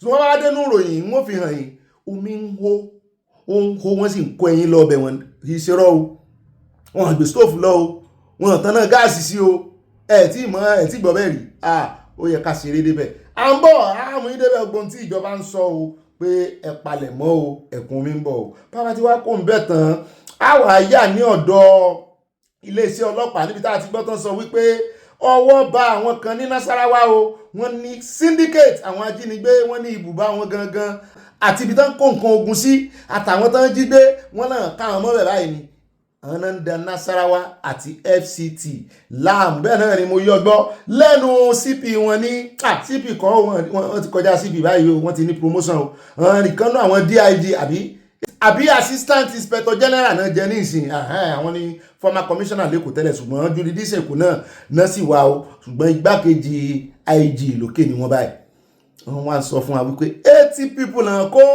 gbogbo rédì àti gbogbo ambush tán lọ́ọ́ lé fún àwọn ajínigbé àwọn suspected ajínigbé 80 people gbogbo ẹ̀ á kó mọ́ra wọn àjọsọ lónìí náà ni kò ní dọ́là bàbá tí wàá kó ń bẹ̀ tán àyà lọ́dọ̀ Keyamo ó pẹ́ta ti gbúrò rẹ̀ Festus Keyamo Minister of Aviation ó kàn rọra ń jẹ mẹ́lọ́mẹ́lọ́ ní ọ̀rá ń ṣe tiẹ̀ kó mọ̀ yí mẹ́lọ́mẹ́lọ́ Barrister system Keyamo Festus kò tí ẹ̀ bá wọn dá sí wàhálà ṣùgbọ́n ní ìsìn ó ti wá ganu sí máìkì o wípé ẹ mọ̀ wọ̀rí àwọn ní gbogbo ọ̀rọ̀ tẹ́ ń sọ wípé ààrẹ olódòdó ò fẹ́ fà ìgbà àwọn opposition ẹ̀ ń fi ẹ̀sùn kan ààrẹ olódòdó ní tí ò ṣe pẹ̀lú tẹ́ wá sọ yẹn àwọn náà ti wá ṣetán báyìí pé ó dáa kò ní sí election ṣùgbọ́n coronation ó wà mo ní kí ní jẹ́ bẹ́ẹ̀ àwọn oníṣẹ́ mi ò mọ bó ṣe máa ń ṣe coronation nípa àwọn ọba náà máa ń ṣe coronation fún yìí ṣe pé wọ́n yá máa ń dìbò fọ́ba pé ọba tí fábá ti mú dandan ni kó dórí àpèrè pé so ifá ti mú olódòdẹ o gbogbo ẹ̀yin tẹ́ ní òní selection àwọn náà dà fún yín o torí yóò easy fáwọn làwọn èèyàn bá yí mọ́ lọ́wọ́ à ń bọ̀ bọ́n ṣe sọ fídíò rẹ̀ wà ẹ gbọ́ bóyá ń tán sọ bóyá òfin Nàìjíríà náà ń tàbùkù nítorí bẹ́ẹ̀ bá ní kò ní selection tó fi Nàìjíríà sì sọ wípé election náà fi mú president kí ni ìtumọ̀ tẹ́ wá ń sọ fún wa irú àwàdà wo rè kólekóle o ó dà à ń bọ̀ ń bẹ̀ lónìí náà ni àwọn èèyàn sọ̀rọ̀ wọ́n dá wọn lóhùn. Bàbá tí wàá kó bẹ̀tàn àyà ní Ọ̀ṣun state níbi tí arákùnrin kan spokesperson Accord Party níbi tí ó ti ń gbè sí gómìnà Ajóbíewé lẹ́yìn wọ́n fẹ̀sùn kàn wọ́n ní kí ni achievement ẹ wo bíríìjì tán ló ṣe wọ́n ní ojú ń tí àti sí bíríìjì wọ́n ní ọ̀nà tí ń ṣe gan kò tí ì parí ẹ̀ wọ́n ní kí ni security kí ló múlò kí ló mú ṣe iṣẹ́ wo ló ṣe àfi kó mọ̀ jó kiri ni agbẹnusọ rẹ̀ bá ganu sí máìkì wípé ní gbogbo ọdún tí APC fi ṣèjọba ní Ọ̀ṣun state wípé 12 years ní gbogbo ẹ̀ nígbà táwọn kà á wípé gbogbo iṣẹ́ tán ṣe pé kò tó iṣẹ́ ọdún mẹ́ta tí Adeleke ṣe mú níṣẹ́ lóòótọ́ wọ́n ní bẹ́ẹ̀ ni ẹ̀rí wà wọ́n láwọn sọ fún abábádé inú àkójọpọ̀ ròyìn. Bàbá tí wàá kó bẹ̀tàn àyà ń Kwara níbi tá a ti ń gbọ́ tán sọ wípé Kristẹni àwọn gúrùpù kan dìde o wọ́n ní tán bá ti lè fi Kristẹni ṣe gómìnà bó ti pẹ́ tí mùsùlùmí tán ti ń jẹ gómìnà ní Kwara mo ní ṣé kò wá sí Kristẹni kankan tó jẹ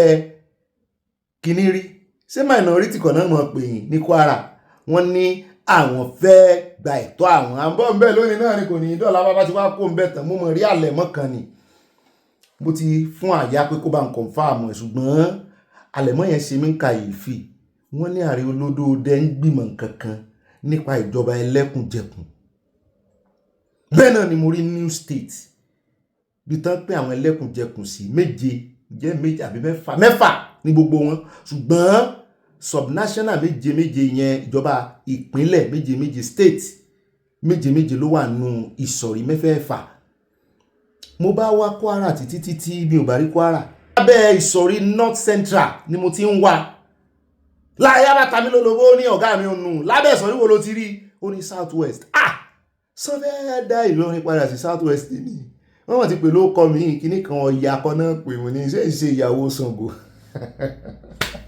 láwọn ará Ìlọrin bá ya síbẹ̀ pàápàá jùlọ Fúlàní wọ́n ní rọ́ ní Ìlọrin kò lè kó lábẹ́ North Central kò lè di tí yóò bá amúlẹ̀ tara yín Barrister system kó máa yí lọ ní mẹ́lọ Barrister system kó máa yí lọ ní mẹ́lọ Barrister system kó máa yí ó ti yí wọnú ara wọn Ìlọrin ó padà lẹ̀ Yorùbá inú mi ó dùn kí news yìí ìdí tá a fi lè sọ bóyá kọ̀nfàmù ẹ̀ fún yín àbá kọ̀nfàmù ẹ̀ fún yín torí ẹni tó fi ránṣẹ́ sí a ó ní ló ní lọ́wọ́ ńlẹ̀ ó ní lọ́wọ́ ńlẹ̀ ni wọ́n ń ṣe mo ní Aríolódò dẹ́fẹ́ fojú àwọn aráàbí ìgbolẹ̀ o ibi tá a bá ti sọ́nà láti wá sọ mo gbọ́rọ̀ kan lẹ́nu olóòtú bàbá olóòtú Kọ́lá olóòtú ó wá sí mi níyè lórí ọ̀rọ̀ oko ọba National Park àwọn òfin kan sọ̀rọ̀ mọ́ èmi ò mọ̀ pé National Park yẹn pé wọ́n èèyàn kankan gbọ́dọ̀ gbénú rẹ̀ in fact wọ́n sọ wọ́n ní orílẹ̀-èdè gan wọ́n láṣẹ ń bẹ̀ bíi ti UN wọ́n láwọn orílẹ̀-èdè ó ní àṣẹ tán ní lórí ibikíbi tó bá pè lóko ọba kò sì sí orílẹ̀-èdè tí ò ní tiẹ̀ kò sì síbi tí ò fẹ̀dé káàkiri pé kí ló wá dé tí ó jẹ́ wípé Fúlàní ló wá ń gbé bẹ̀ wọ́n ní Fúlàní tó wà ń bẹ̀ tó 7,000 àwọn mọ̀lú tó wà ń bẹ̀ ńkọ́ mílíọ̀nù mọ̀ni tí ò sì yẹ kéèyàn máa gbé bẹ̀ àwa tá a níbẹ̀ gan-an wọ́n ti mọ̀ yọ ọ̀sọ́jọ́sọ́ lọ gbogbo àyínípadà rẹ̀ gbogbo Ìbàdàn ló mọ̀ ọmọ láyípo Ìbàdàn la mọ̀ àwọn náà mọ̀ láyípo àwọn àjòjì àti ìwòrà wa ń rànjọ à ń bọ̀ ń bẹ́ẹ̀ á sọ púpọ̀ lórí ọ̀rọ̀ ìyá ànírí bá lọ́nà àwọn àkórí ìròyìn wa bá bá dénú àkójọpọ̀ yìí àfẹ́ lójú ó yá ẹja wọnú agodo ó yá ẹja wọnú abala tí ọmọ tẹ̀lé Abala Sanawole níbi tá a ti mọ̀ ya fọ́tò wa ó yẹ ẹwẹ́yẹ o ẹsẹ̀ cheese ẹsẹ̀ musin olóòsà ẹ má lè sálápẹ̀rẹ̀ bó sì ṣe òjòdù náà lẹ́sìn ẹsẹ̀ òjòdù gbogbo àdúgbò yín ní kẹ́ẹ̀mẹ́ àbádíyà àníjẹ̀yà láṣẹ ọlọ́run mọ́níyà ẹsẹ̀ mọ́níyà bẹ́ẹ̀ náà ni ànímọ̀yà ó dalé sí mọ́nà tán kọ́ ọmọ bá gbalé sí mọ́níyà tàbí kó rè gbalé sá lójú.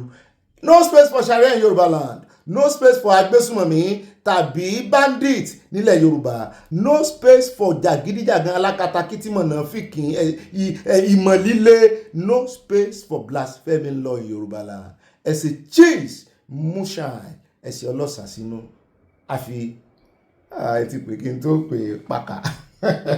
Ìbá pàkárí náà yà lákọ̀ọ́kọ́ ń bẹ jẹ́ àyàlógún state níbi tá a ti gbọ́dọ̀ sọ wípé pápápá ó ní gómìnà eléyìí ṣe o wípé kó tó kúrò lórí oyè ó fẹ́ make sure wípé òun lè foundation yẹn dáadáa kán mọ́ dá orúkọ òun wípé lábẹ́ ìṣèjọba òun ní Ògùn state ti bẹ̀rẹ̀ sí ní wá epo wípé àwọn náà ti wà lára àwọn ìpínlẹ̀ subnational tẹ́ gbọ́dọ̀ mọ́ fi ojú olówó wò ní ìsinyìí ẹ mọ́ fojú tẹ́ńbẹ́lú àwọn wọn ẹ bá ń tẹ̀sí ẹjọ́ àjọmọ́ òwe mi ò mọ̀ sí atótónu mi lè lórí mo ní ṣe bí ìjà sí wà láàrin àwọn àti Ondo state ní wọ́n ní gómìnà Ògùn wọ́n ní kò dúró de kán bá ṣètò ẹ̀ rárá torí wọ́n ní lọ́dọ̀ tiẹ̀ àwọn làwọn nílẹ̀ bẹ́ẹ̀ náà àmọ́ agbé ọba Ondo state kan wá fún yín tán náà ń ṣe tán ń wo gazette wípé àláwọn làwọn níbí àwọn níbí ṣùgbọ́n mi ò wà á mọ bí ó ṣe ṣẹlẹ̀ o Ògùn state ti bẹ̀rẹ̀ exploration o pápápá ni wọ́n ti invite àwọn engineers mo ní ó ti ẹ̀dá táìmù tí ẹ̀rẹ́ epo sí mo rò pé ní epo rọ̀bì pọ̀ lóńdó ni kí ló dé tí wọ́n bẹ̀rẹ̀ sí ní ṣe kínní àyà ní kí mọ́ mẹ́nu lọ bẹ̀rù pé bóyá wọ́n ń sọ di ìgbà tá a gbòmìnira pátápátá ní ìjọba ẹlẹ́kùnjẹkùn ló sì ti dé àti ń súnmọ́lé afẹ́fẹ́ òmìnira ti ń fẹ́ sí a ti sọ nígbà tá à ń ṣe live show dáadáa wípé tó bá kọ́kọ́ yá ń bẹ̀ adúpẹ́ lọ́wọ́ Ọlọ́run gbogbo ìgbésẹ̀ olódó rẹ̀ gbogbo ẹ̀kọ́ láti gbogbo ẹnu sọ lórí àgbàdo torí iná ń jó àwọn ará bíi lábẹ́lẹ̀ ẹ̀rí wọn ń jáde gbogbo ìgbà náà ń jáde tán sà ń pòrírí ẹkún tán sà ń ṣàwáwí tán sà ń ṣe ìfọ̀rọ̀wérọ̀ ṣùgbọ́n gbogbo ìgbà tán ń ju ọ̀bẹ sókè ní gbagba ibi pẹlẹbẹ náà ni ọ̀bẹ wọn ń fi lélẹ̀ wọ́n fẹ́ sí olódó rẹ̀ pa pátápátá ni o pé ìwọ ó sí àwọn pa á sọ púpọ̀ lọ́rọ̀ bá a bá dínú àkójọpọ̀ ọ̀rọ̀ yìí lórí ti Ògùn state làwọn èèyàn wá ń sọ fún ọ wípé ó ti ẹ̀dá ìkọ̀ọ̀kan là ń yọ sẹ̀lẹ̀kù tógun state ti kó ń bẹ nìyẹn tán bá ń sọ àwọn state tí wọ́n lè mọ̀ wò wípé bóun náà ṣe fẹ́ rówó ṣe state police mo ní so pẹ̀lú wọ́n ṣe wá bẹ̀rẹ̀ sí ní wa epo rọ̀bì ní ìsìn kan sáré mọ́ kó owó sórí state police mo ní bẹ́ẹ̀ ni kán ran àwọn kùyòkù gan lọ́wọ́ torí ṣé wọ́n ní parẹ́ Akẹ́yìndé kò ní di Akẹ́yìndé gbẹ̀gbẹ̀ báyìí torí Èkó àwọn ní ìbáṣepọ̀ wà láàrin Èkó àtògùn state àtàwọn state yòókù gan ńlẹ̀ Yorùbá ní ìsìn tẹ́lẹ̀kùnjẹkùn ti fẹ́ bẹ̀rẹ̀ ẹ rí wípé bí ọ̀rọ̀ CBN ni ọ̀rọ̀ yóò sì rí bí CBN ni bí ọ̀rọ̀ CBN ni tí báǹkì kan bá ti ní wàhálà tẹ́lẹ̀ tí báǹkì mọ́ lukudéètì tẹ́ẹ̀ni rówó yín gbà nítorí wọ́n ti ní capital base pẹ̀lú CBN mo ní so gbogbo àwọn state yẹn máa ní capital base pẹ̀lú ẹni tó bá jẹ́ pẹ̀lú commission tó bá jẹ́ commission fún South West wọ́n ní bẹ́ẹ̀ ni so tí ṣòro bá dé commission yẹn ló máa gbà wọ́n mo ló tiẹ̀ ti da kán yá mọ́ dájọ́ o alájọ Ṣómólú kán mọ́ dájọ́ each state kọ́sùn dá tiẹ̀ kán bẹ̀rẹ̀ àjọ kán mọ́ kó lórí ọ̀rọ̀ state police gbogbo ń tẹ́ bá máa ṣe ṣá àyà níbo náà ti fẹ́ máa kájọ lórí ọ̀sán wọ́n lè mọ́ dájọ́ lára allocation tán gbà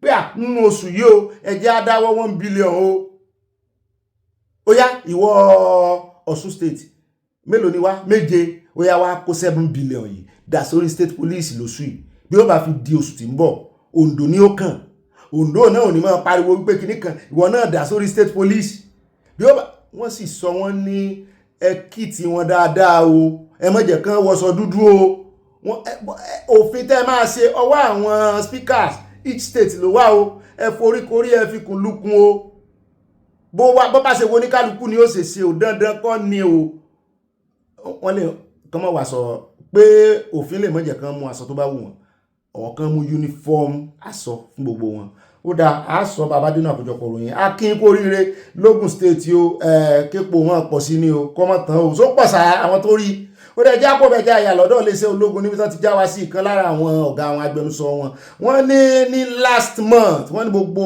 àwọn táwọn pa nínú àwọn agbésùmọ̀mí wọ́n ní gbogbo wọn jẹ́ 12 mo ló dáa bẹ́ẹ̀ ní last month ṣùgbọ́n kéré o ẹ bá wa increase tempo yẹn o 12 péré lẹ pa ní last kìíní ó kéré o wọ́n ní ṣùgbọ́n ká yin àwọn wọ́n náà ni wọ́n ní ṣùgbọ́n àwọn arrest àwọn èèyàn tó pọ̀ wọ́n ní 115 ní àwọn afurasí agbésùmọ̀mí nìkan ni o kò ní í ṣe pẹ̀lú lé o kò ní í ṣe pẹ̀lú ó fipá báyàn lò pọ̀ agbésùmọ̀mí 115 mo ní 95 ni wọ́n ní bẹ́ẹ̀ náà ni wọ́n ní àwọn sì rescue 20 ènìyàn tó wà ní àhámọ́ àwọn ajínigbé ẹ bá ń tẹ̀sí ẹja gbọ́rọ̀ lẹ́nu.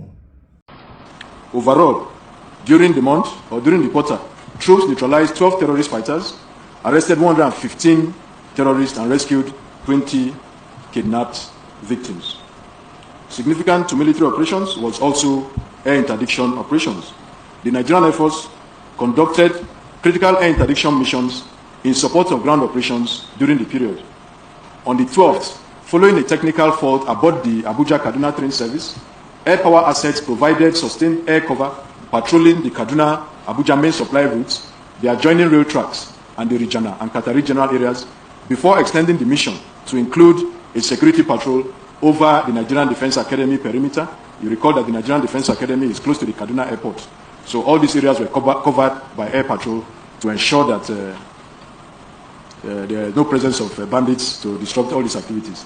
ó rẹ̀ káàbọ̀ padà jẹ́ wá sáré yàn South Africa níbi tá a ti gbọ́tọ̀ sọ wípé wọ́n ń fi ojú arábìnrin ọmọ Nàìjíríà Adesina Chidinma ẹ̀ ti rántí tán lédànù ńgbà náà tí wọ́n ń fojú ẹ̀ gbolẹ̀ tán níyà rẹ̀ gbé wá láti ṣe Botswana ní àbí Zimbabwe tó ní kéèsì pẹ̀lú wọn ọmọ Nàìjíríà tán jẹ́ kó win ní Mrs South Africa tán padà wá invite ẹ̀ sí wá sí Nàìjíríà tó win ní Mrs Global ló win àbí Mrs ó sáà win nǹkan kan gbà náà èmi ò mọ̀ kó tó ti padà South Africa wọ́n ló wọ́n fẹ́ léun náà pé gbogbo báwọn ṣe ń lé àwọn foreigners kò náà kò kẹ́rù ẹ̀kọ́ máa lọ pé foreigner ló náà òyìnbó sì wà ń bẹ́ o foreigner náà ẹ̀ lé wọn o wọ́n lọ́wọ́ òyìnbó láwọn ti gbòmìnira wọ́n ní so ẹ̀fà àwọn àtàwọn òyìnbó lẹ̀ kẹ́yìn kọ́kọ́ lọ náà àwọn mẹ́yẹ bọ̀ lápò ní o. South Africa makes fresh move to deport Chidinma Adesina. South African authorities have intensified efforts to deport former beauty queen Chidinma Adesina after alleging that she had been living in the country without legal immigration status. The Department of Home Affairs has asked the Cape Town Regional Court to confirm Adesina's detention to facilitate a deportation. Kan fi sí detention. wọ́n ní Adesina ọmọ 25 years who came into the spotlight after reaching the finals of the 2024 Miss South Africa pageant before withdrawing amid controversy over her citizenship was arrested earlier this month in the Summer Greens area of Cape Town. Ìmọ̀ tó náà padà lọ sí mbẹ̀ lẹ́yìn ìgbà tí wọ́n náà ti bú wọn wípé wọ́n dá ò ní padà bẹ́ẹ̀ mọ̀ kí ló padà lọ sí ìyá rẹ̀ ìgbà tí ìsọmọ ọbẹ̀ ni. Kanú àwọn African country náà níyà rẹ̀ ti wá Zimbabwe ni ó jẹ́ ti máa rántí dáadáa. Kí ló padà lọ sí ń bẹ̀? Bàbá rẹ̀ ọmọ Nàìjíríà ni ó ní South Africa ló ti dàgbà ibẹ̀ náà ló mọ̀. Mo ní bó ṣe wá pẹ́ tó ń bẹ̀ náà kí ló dé tán lè fọ́n wé o. Wọ́n mọ̀ ròyìn àwọn ará bẹ̀yẹn wọ́n ní wọn yàtọ̀ sí ẹranko. Ó dá o kékeré lẹ́gbọ́n yẹn ẹjẹ́ wá yà lọ́dọ̀ ọmọ Nàìjíríà kan ọmọ Ìgbò ni ṣùgbọ́n wọ́n ní òun ó fẹ́ ìkan lára àwọn chairman local government wọn ló fẹ́ tó jẹ́ ọmọ South Africa tó jóbìnrin ọkùnrin ni ọmọ Nàìjíríà Ìgbò lòun. Wọ́n náà wá fẹ̀sùn kàn wípé wọ́n bá àwọn àjèjì àwọn foreigners ọmọ Nàìjíríà wà ń bẹ̀ Ethiopia wà ń bẹ̀ ó dà pé Kenya náà wà ń bẹ̀ wọ́n ló ní guest house ó wá kó wọn síbẹ̀ ó ń fún wọn lóúnjẹ. Náà bá sọ wípé bóun ni ò ṣe ní ràn wọ́n lọ́wọ́ ibẹ̀ yìí lé wọn wọ́n ní kí ló dé tán lọ sí embassy ó ṣe jọ́dọ̀ rẹ̀ ní Dr. Abati bá ganu sí máìkì wípé àwọn sáà lérò wípé kò fi ṣe business tó wá pé fi ń ṣe business ní wàhálà ni o ṣùgbọ́n tó bá jẹ́ pé ṣe ló fi ń ràn wọ́n lọ́wọ́ títí dìgbà tí wọ́n á fi gbé aeroplane dé tán máa wá fi kó wọn wọ́n ní kí ìjọba Nàìjíríà tètè dá sí òun ní South Africa kàn ń ṣe yan bí ọkà wọ́n kàn ń ṣe gàlígàlí. Ẹ bá ń tẹ̀ sí ká tó wá lọ sọ́dọ̀ àwọn youth Nàìjíríà àwọn náà ti fárígá. Lulama Titi Odili was arrested after police discovered approximately 28 alleged undocumented foreign nationals at a property he allegedly owns. The arrest was confirmed by the South African politician Makwin Lethosa Mathai, who stated that the migrants had been hiding at the guest house for about 7 days, with some reportedly bringing them food during that period. Now, Odili is now in police custody, but the police are yet to announce formal charges. And this discovery has sent shockwaves to Nigerian communities in South Africa. We are even seeing politicians in South Africa actually even saying this is probably wrong. Why not? Let's try to hide these people in our guest house. Your thoughts? I know you said you weren't given enough time to talk about South Africa. Do you want to quickly touch on, these two comments that have raised the looting, and of course, we've seen this Nigerian man being arrested for trying to help foreign nationals. Okay, we don't know the full details. The police in South Africa have not concluded their investigations, I imagine, with regard to Mr. Phil Odili, who was accused of allegedly had a guest house where they found 28 undocumented immigrants. These undocumented immigrants were told they are from Nigeria and Ethiopia, and there was a go-between giving them food. Many immigrants in South Africa have had to seek refuge wherever they can. Some in people's homes, some in the various embassies. And this Mr. Odili, is he a good Samaritan trying to help people? Because, unlike the South Africans, Nigerians are very large-hearted people. We are our brother's keeper. And if you see your brother in a difficult situation, it's only natural for most people to want to provide support and succor. However, in this case, we're told it's both Nigerians and Ethiopians. So the question is Mr. Odili doing it as a business and making profit from that? But the basic point is about the anxiety of the people, whether they are from Ethiopia or Nigeria or Malawi. We have all been watching how our people in South Africa have been harassed. We've been gentlemen enough. We've been patient. We've been watching how the government of South Africa will take care of this. But everything is looking like planned and looking like they are being backed up by their own government tactically. And of course, as the youths of Nigeria, the big brother of Africa, we decided to just keep calm and watch how our government and the government of South Africa go about it. But it's obvious that now our people are not just running and living their means of livelihood. They are also being killed, and all their properties being claimed, their businesses being claimed, and their goods looted. We can't sit and watch things like this going on without us adding our voices to it. And that is why coming today, we decided that being the big brother doesn't mean we should keep quiet and allow our African brothers to do things that their government ordinarily are supposed to condemn as an affront to this African solidarity and the unionism we have in Africa. So we too, we are just trying to tell them that as much as we are the big brothers, nobody is a custodian of madness. So we cannot watch them treat our citizens like criminals. Those people who they are dealing with are people who are doing legitimate businesses in South Africa. But there's no proof. You said that the South African government is supporting tactically what's going on in South Africa, but there's no proof that the South African government is supporting them, because over time, even as at yesterday and the day after, there were security agencies on the streets of South Africa. They allowed them to do their protest, even when it tried to, dovetail into chaos. The security agencies were able to curb those particular situations. So you cannot say clearly that South African government is supporting xenophobic attacks. Honestly, we all know how all these things works. There's no government that really want to curb what happened in South Africa that will take 24 hours to do that.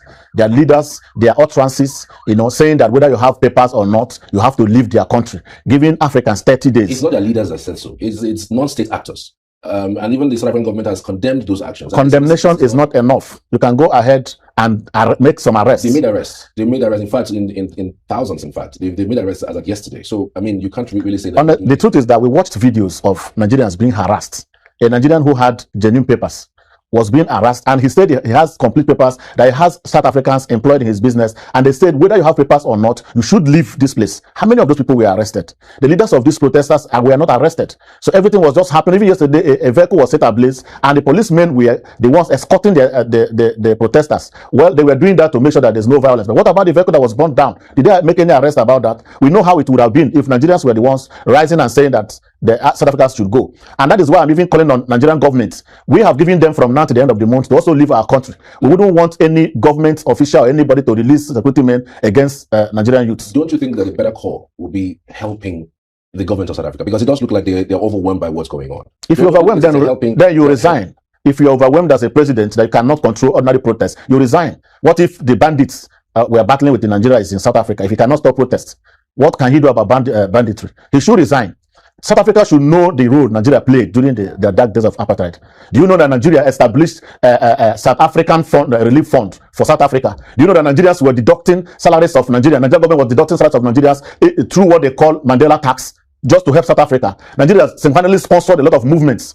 This particular apartheid has stayed for over 12 years with nothing being done about it. Nigeria got independence in 1960 and they started fighting against apartheid in South Africa. In 1991 already, the first foreign minister of Nigeria was already in United Nations, floor of United Nations, raising voices against apartheid in South Africa. So is this what we're going to get for it? The president can do better. He knows what to do. He knows the history. He's the president of the country. He didn't just appear from heaven. So he knows the role Nigeria played when they had their own problem. And now Nigerians are the ones being harassed, being embarrassed. Ó dára àti lè kúrò lórí ọ̀rọ̀ wọn o, ẹja tún sáré fi ọmọ Nàìjíríà kan ẹ̀yìn ó náà ó sọ experience ẹ̀ fún wa tójú òun rí. A Nigerian based in South Africa shares what he left behind in the country due to xenophobia against foreign countries. Pé gbogbo dúkìá òun, gbogbo burújí òun lòun láti fi ilẹ̀. Ẹ bá ń tẹ́sí ẹja wò. See what I'm living here with my 6,000 lands computer. I'm leaving a lot of property here, and because I'm going back to Nigeria, I'm okay. You understand? With what I have now already, bro, I'm sorted.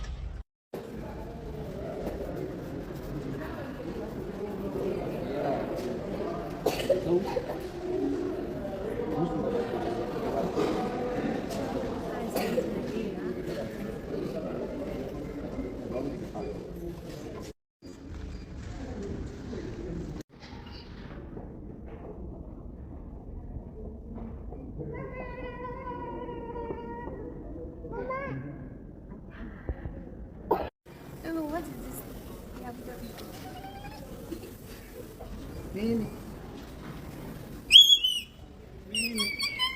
We are going to Nigeria.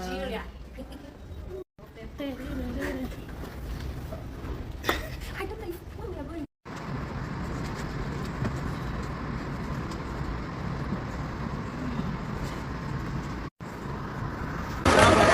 Easy. Mimi, are you crying?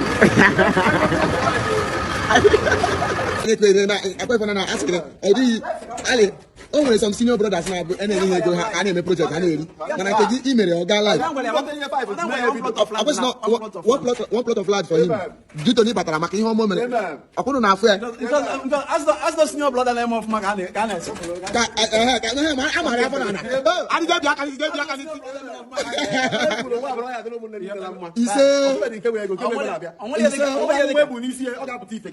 he said, confirm.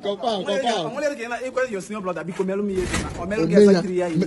ó dẹ̀ mọ́ jẹ́ àpẹ́jù lórí ọ̀rọ̀ wọn ṣùgbọ́n èmi mọ̀ wípé yóò sojú wa kò ní sẹ́yìn wa wọ́n padà bọ̀ wá fẹnu gbolẹ̀ ẹnu tí ìgbín wọn fi ń bú òòṣà ní ìsìn wọn á fi kó ìgbé ara wọn jẹ yóò sojú wa kò ní sẹ́yìn wa ẹjẹ́ wá sáré yà lọ́dọ̀ Àtíkù níbi tá a ti gbọ́ tán sọ wípé Àtíkù ti yan Kenneth Okonkwo ó ti yàn gẹ́gẹ́ bí spokesperson mo ní tó ń wá tẹ́lẹ̀ náà nù ibo wá ní Bradele Muhammadu ó fojú sí báyìí. Former Vice President Atiku Abubakar has appointed the chieftain of the African Democratic Congress, Kenneth Okonkwo, as a spokesperson weeks after actor turned politician publicly criticized the party's choice of vice president candidate. Torí gbogbo nǹkan ìtẹ́nlọ́rùn Atiku mú Amechi gẹ́gẹ́ bí vice president ló wá yarí. Mo ní ìyún tí ẹ jẹ́ kí ó mẹ́nu kúrò díẹ̀ lára Peter Obi tó ti kúrò nínú ẹgbẹ́ wọn. Mo á rò pé wọ́n fẹ́ pa lẹ́nu mọ́ pátápátá torí ariwo rẹ̀ náà sì wá fún lóyè ìbá ẹ̀ ó ti móyè ìjẹ ìwọ náà ìwọ ń pápá ìwọ náà Okonkwo gbogbo ẹnu ní máa ń là tí máa fi sọ̀rọ̀ ẹ ti mọrú wọn. Ó rẹ̀ jẹ́ wọn fẹ́lẹ́ káfíńtàrí Abala Sanawole ńlẹ̀ níbi tá a ti bọ́ wọn ní Central Bank of Nigeria wọ́n ní wọ́n ti gba láísẹ̀nsì lọ́wọ́ 54 bẹ́ẹ̀ ni mo gbà á àbí àyà 46 54 àwọn microfinance banks wọ́n ní gbogbo ẹ̀yin tẹ́ bá ń lo microfinance banks wọ́n ní ẹ̀rí yẹ̀ wọ́n wò starting from yesterday July 1st wọ́n ní kí náà ṣe wọ́n ní wọ́n fẹ́ẹ̀lì wọ́n kúrẹ́tẹ̀ wọ́n fìdí rẹmi láti meet regulatory requirement pé tìyín náà làwọn ń ṣe in case wọ́n bá rè liquidate kẹ́ lè rówó yín gbà mo ló dáa bẹ́ẹ̀. Ó dà ní ìgbà lọ́nà àwọn abala ti Sanawole ní pápá káyẹ̀ wá gbé wa débẹ̀ nínú abala ẹ̀yin olólùfẹ́ wa abala comment section àròjọ mùsùlùkùn ayá pápá ni ó ṣe o.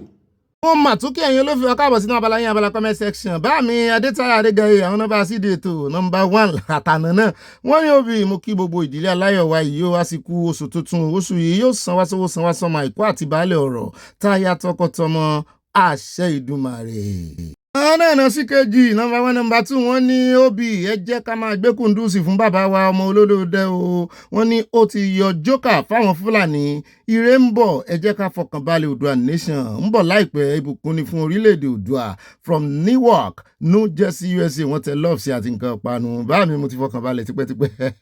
Mọ́mi Rama Títílayọ̀ wọ́n ní òbí àti àyà ẹ máa kú àṣálẹ́ o àkú oṣù tuntun yìí o oṣù yà san wá sówó sọmọ o sẹ́mi gígùn àtàlàfíà jíǹde ara máa jẹ́ fún ti gbogbo wa nílé aláyọ̀ ìyá mi àṣẹ wọn tẹ love sí àti nǹkan panu wọn bú sẹ́rìn ìyàwó àyà mọ́mi màmá dọ́là Bọ́láńlé Ògúndọ́là wọ́n ní wetin dey wetin happen ṣé kìí ṣe àwọn ọmọ onínàkúnà níyẹn báyìí àwọn ọmọ tó rí àtàkì uni Ọ̀ṣun. I don't believe that story. Military recruits? No, please, let them make their investigation well. Are these not the Fulanis? Love from Mama Dollar. I want to love sí ẹ̀mí náà fura sí wọn. Ẹ jẹ́ á do the investigation. Ẹ jẹ́ á wá yà lọ́dọ̀ mọ́mí Christiana Mustapha. Wọ́n ní happy new month. Obi, well done. I love you. I love you too. God bless you and your lovely family. Àyà rẹ̀rìn. Mo rí wáìnì tẹ̀tẹ̀ sí àwọ̀. Bẹ́ẹ̀ náà ni ẹ jẹ́ á wá yà lọ́dọ̀ mọ́mí Dorcas Jallow ní Netherlands. Mama Bobby. Wọ́n ní ẹ̀ka alẹ́ gbogbo ẹbí aláyọ̀ àyà àti brọ́dà mi Ọ̀gbẹ́ni Bobby wa àtàtà. Wọ́n tẹ love sí wa o. Happy new month of July to everyone. Our beloved mommies, daddies, brothers and sisters. Wọ́n tẹ love tó gbọ́mọpọ̀n ránṣẹ́ sí mo fi jíṣẹ́ o. Mọ́mí Grace Olùsòótọ́ wọn ni mo kí òbí àyà àti gbogbo àwọn ọmọ orílẹ̀-èdè Yorùbá káàkiri àgbáyé pé a kú ọjọ́ àánú òní o. A ó ra àánú Olódùmarè gbà láti ọ̀run wá ní orúkọ Jésù àmín. Wọ́n tẹ love sí a o. Èmi gan jíńjà. Mo wá gbé jíńjà mi tààràtàrà dé ọ̀dọ̀ mọ́ mi Fúnmilọ́lá Bello. Mo bọ́n náà tàn jíńjà lọ́wọ́. Wọ́n ní Ọ̀gbẹ́ni Bobby ọkọ wa ọmọ olóde òkúta mo kí gbogbo ilé aláyọ̀. Happy new month to us. A tù wá lára CSI. Wọ́n ní ọwọ́ ọ̀tá kò ní kàn yàn mí. Love you sir Obi and I love you. We love you too. Mo rágbàdo mo rọ́gẹ̀dẹ̀. Wọ́n tẹ love sí wa. Mo padà sọ́dọ̀ mọ́ mi Dorcas Jallow. Wọ́n ní Ọlọ́run àánú Ọlọ́run gbogbo àgbáyé àjúbà yín fún orí ààbò ìpèsè ìdáàbòbò àti bẹ́ẹ̀ bẹ́ẹ̀ lọ. Àjúbà kí bá ṣe. Mo wá tara ṣàṣà mo recognize mọ́ mi announce mo rí pọ̀ yín o pọ̀pọ̀pọ̀ ẹ sọ pé pọ̀ wọ́n tẹ love sí àti nǹkan panu no space for blasphemy on Yorùbá land at all Oòduà nation no going back. Bẹ́ẹ̀ náà ni mo gan ní bá mi Òkènlá Adédọ̀tún lọ́ọ̀kan mo ké sí wọn àwọn náà rí mi àdìmọ́ra wa pẹ́kípẹ́kí wọ́n ní olùkù mi Bobby mo ní mo miss yín tó jọ mẹ́ta wọ́n ní ẹkú wẹ́dà yìí o yẹ kí government set up special panel láti tú iṣu dé ìsàlẹ̀ kòkò lórí àwọn female students tí wọ́n attack ní Òṣogbo kí gọ́vnà Ajóbíewépa ijó àti politics tì sẹ́gbẹ́ kan náà kí wọ́n sì fi àwọn tí wọ́n bá mú jófin bẹ́ẹ̀ ni o. Bẹ́ẹ̀ náà ni mo gan ní olórí ọ̀dọ̀ YT mi wọ́n ké sí mi wọ́n ní àwọn fẹ́ sọ nǹkan kan fún mi. Wọ́n ní allegedly Nigeria is a nation where repentant criminals are being recruited into law enforcement security agency which breeds criminal officers instead of safety officers. May God keep our students over there. Ọlọ́run ó dáàbò bò wọ́n. Mo lérò pé kì í sàn repentant yẹn náà kó wá sílẹ̀ Yorùbá. Ó dẹ̀ jẹ́ àyà lọ́dọ̀ Máàmí Victoria Bádéjọ́ o, wọ́n tẹ love rẹpẹtẹ sí àwọn fi wáìnì sí lónìí ẹnu ọ̀sẹ̀ làwà. Wọ́n ní ká mọ̀ rè mọ́ pò yìí. Wọ́n ní àkú oṣù tuntun gbogbo ìdílé aláyọ̀. Wọ́n ní ẹ̀mí wa yóò sọ̀pọ̀ rẹ̀ àmì. Nigeria is a trouble for the impersonate soldiers and policemen. Tinubu must do something to protect Nigerians. Governor Adeleke must act fast. Enough is enough. Oòduà nation no going back. We move. Wọ́n tẹ love sí káfífẹ́ káfírin ìrìn àjò. Bẹ́ẹ̀ náà ni Màámi Abọ́láńlé Ògúndọ́lá. Wọ́n ní happy new month jàre wonderful family. Lórúkọ Jésù ẹ̀mí wá sọ̀pọ̀. Wọ́n ní Obi àti my love àyà. I greet you. We greet you too together. Wọ́n ní God will continue to keep us all. Amen. Love from Mama Dollar. Mo rí strawberries. Mo rí wine rẹpẹtẹ. Bá mi olùkù mi. Ṣé mo gbàgbé owó sọ́wọ́ yín ni wọ́n tún pè mí. Wọ́n ní olùkù mi wá gbà. Á kí gbogbo àwọn ará Canada lórí Canada's Day 157th Independence Anniversary. Bá mi náà kí n àwọn ará Canada nù lórí gbogbo àwọn tí ó ń ṣe wòtòwòtò lórí ìkànnì yìí. Ó yẹ kí wọ́n kọ́ṣẹ́ ẹnu wọn nítorí contempt of the law. Ṣé ẹ mọ̀ wípé kéèsì yẹn sì wà ní court ẹ̀sùn kùn. Bẹ́ẹ̀ náà ni ẹjẹ́ àyà lọ́dọ̀ Gbénga Ọláìyá ẹlẹ́yà Cipriano ló faṣọ bojú. Wọ́n ní ẹlẹ́yà ẹ fi oorun sílẹ̀ fún èmi ìyàwó kékeré o kí ẹ máa tọ́jú àwọn ìbẹ́ta wa. Kẹ́ ẹ mọ̀ bọ́n so oorun gbogbo oorun àbí kó mọ́ kàn yàn kankan wọn ẹ láìkí oorun. Ẹ já wá yà lọ́dọ̀ Akóredé Ìyábọ̀ wọn ní ìkàlẹ̀ gbogbo ilé aláyọ̀. Ọ̀gbẹ́ni Bobby ibà ọkọ ẹlẹ́àmílẹ̀ ń ké sí ibà fẹnu wú géètì bẹ́ẹ̀ ni àfikọ́lọ́run máa fi ẹ̀ṣọ́ àwọn ọmọ wa ní gbogbo iléèwé wọn àmì Oòduà á gbé wa kò ní gbé ọ̀dàlẹ̀ àṣẹ wa wọ́n tẹ lọ́ọ̀sì àti nǹkan panu. At Abdidaman Káfíbá mi wọ́n ní Obi àtàyà o ń ṣe ló yẹ kí wọ́n prosecute and sack those military recruits àti gbogbo àwọn tó lọ́wọ́ sí recruitment wọn. Ẹ̀wọ̀n gbére nìkan fi wọ́n sí ẹni tó lè wo sùnsùn kórè mọ́ fi ipá báyàn lò pọ̀. Wọ́n ní ṣé kò sí vetting process àti referees tó recommend wọn ni they are all birds of same feathers. Bẹ́ẹ̀ náà ni bá mi Òkènlá Adédọ̀tún wọn ní olùkọ́ mi ó yẹ kí Gbàjà jáde láti sọ gbogbo ohun tí ó mọ̀ nípa owó yẹn. Financial allegations ti pọ̀jù against ẹ̀ àbí chief of fraud ló yẹ ní. Àlejò tó torí ọbẹ̀ dùn wọ́n ní tó ń bu àkàsù méjì. Bó bá jẹ́ bó lè ṣe ń búre ṣé yóò bá oúnjẹ kankan nílé ẹ̀sùn kùn òwe ńlá òun fẹ́ sáré kánjú jẹ ní first time òun lè wọ́n padà wà mọ́. Mami Stella Ògúnbàjò wọ́n ní èmi ò gbàgbọ́ pé àwọn ọmọ ológun gidi ló ṣiṣẹ́ yẹn o. Wọ́n láti jẹ́ àwọn ọmọ onínàkúnà tí wọ́n dà papọ̀ mọ́ wọn ló máa ṣe ẹnikẹ́ni tí ó wù kí wọ́n jẹ́ ẹ̀kọ́ wọn kí wọ́n fojú balẹ̀ ẹjọ́ ẹ̀wọ̀n straight gálò. Mami Yemige wọ́n ní kí ni ìjẹ̀bi mẹkáníìkì sí àwọn ló rọ̀jò ní abẹ́rẹ́ ẹ̀sásẹ̀ gbé mọ́tò sí yáàdì wọn ni. Bẹ́ẹ̀ náà ni wọ́n ní kí gbogbo ilé aláyọ̀ wọ́n ní happy new month gbogbo ilé ayọ̀ láòfin làjà mi àṣedùmarè. At Roslyn Lawal wọ́n ní I don't believe that they are newly recruited armies. It should be the Boko Haram and bandits in army uniform. Obi ẹ̀kú iṣẹ́ ọlọ́run lẹ́yìn kí lára wa mọ́ mi yọ yẹn kò ní yẹlẹ̀ mọ́ mi Roslyn Lawal. Mo padà sọ́dọ̀ mọ́ mi Grace Olùṣòótọ́ wọ́n ní nítorí wọ́n fẹ́ lé àwọn ènìyàn tó mú ọrọ̀ ajé ìlú wọn dára kúrò nílùú wọn ní gbogbo wọn ṣe bọ́ sí gbòòrò bíi olófo láì kìí ṣe Fúlàní agbénipa kí wọ́n wá bá wa lé Fúlàní nílùú Nàìjíríà bí àwọn àpọ̀dà ponú dèdè Yorùbá nation no going back. Bẹ́ẹ̀ náà ni mo rí mọ́ mi Stella Ògúnbàjò mo rí pọ̀tì náà pọ́pọ́pọ́ Oòduà nation no going back. God bless Oòduà nation wọ́n tẹ love sí wa. Àtàláyọ̀ wa bá mi Adépọ̀jù Adémọ́lá wọn ní aláyọ̀ wẹ̀ kú ìyànjú kò ní rẹ̀yìn lórúkọ Jésù àmì àwọn áńgẹ́lì ń kọrin ní ọ̀run tí kò bá sí orin ẹlòmíì tí máa ṣàìsàn tàbí kẹlòmíì ti kú orin aláyọ̀ tó jẹ́ tiwa làwa fi ń dárayá wọn tẹ love sí wa pé ká má bá wọn wà nú àwọn tán níwọ̀n ìkọrin ẹ̀sìn kán wọ́n mọ̀ kọrin àwọn oníṣẹ̀ṣe gan kọrin. Bẹ́ẹ̀ náà ni ẹja yà lọ́dọ̀ Máàmi Mary Odunu yìí tèmi nìkan wọ́n ní Obi tèmi nìkan àtàyà mi ọ̀wọ́n ibà aláyọ̀ wa ìròyìn ìbànújẹ́ mà tún ní eléyìí tí àwọn ọmọ ológun tó yẹ kí wọ́n dáàbò bo àwọn ọmọ iléèwé ni wọ́n lọ ká àwọn ọmọbìnrin mọ́ tí wọ́n ń fipá bá wọn lò. Bàbá Tinubu ẹ jọ̀wọ́ ẹ pín ìlú yìí báyìí kí etí wáyé gbọ̀gbọ̀kúgbọ̀. Kásìyè rírìkúrì náà Oòduà nation. Máàmi Yemige wọ́n ní Ọ̀gbẹ́ni Bob má jẹ́ kí èdè Gẹ̀ẹ́sì yìí kan eyín yín o ẹ kú ètò. Wọ́n mi náà sọ̀rọ̀ àmì. At Esther Sosanya mọ́ mi ní àwọn wọ̀nyí kì í ṣe ọmọ ológun àwọn agbésùnmọ̀mí ni wọ́n Ọlọ́run kókó wa yọ o mọ́ mi náà dá sí pọ̀ o. pọ́ọ̀yìn èmi náà pọ́ọ̀yìn.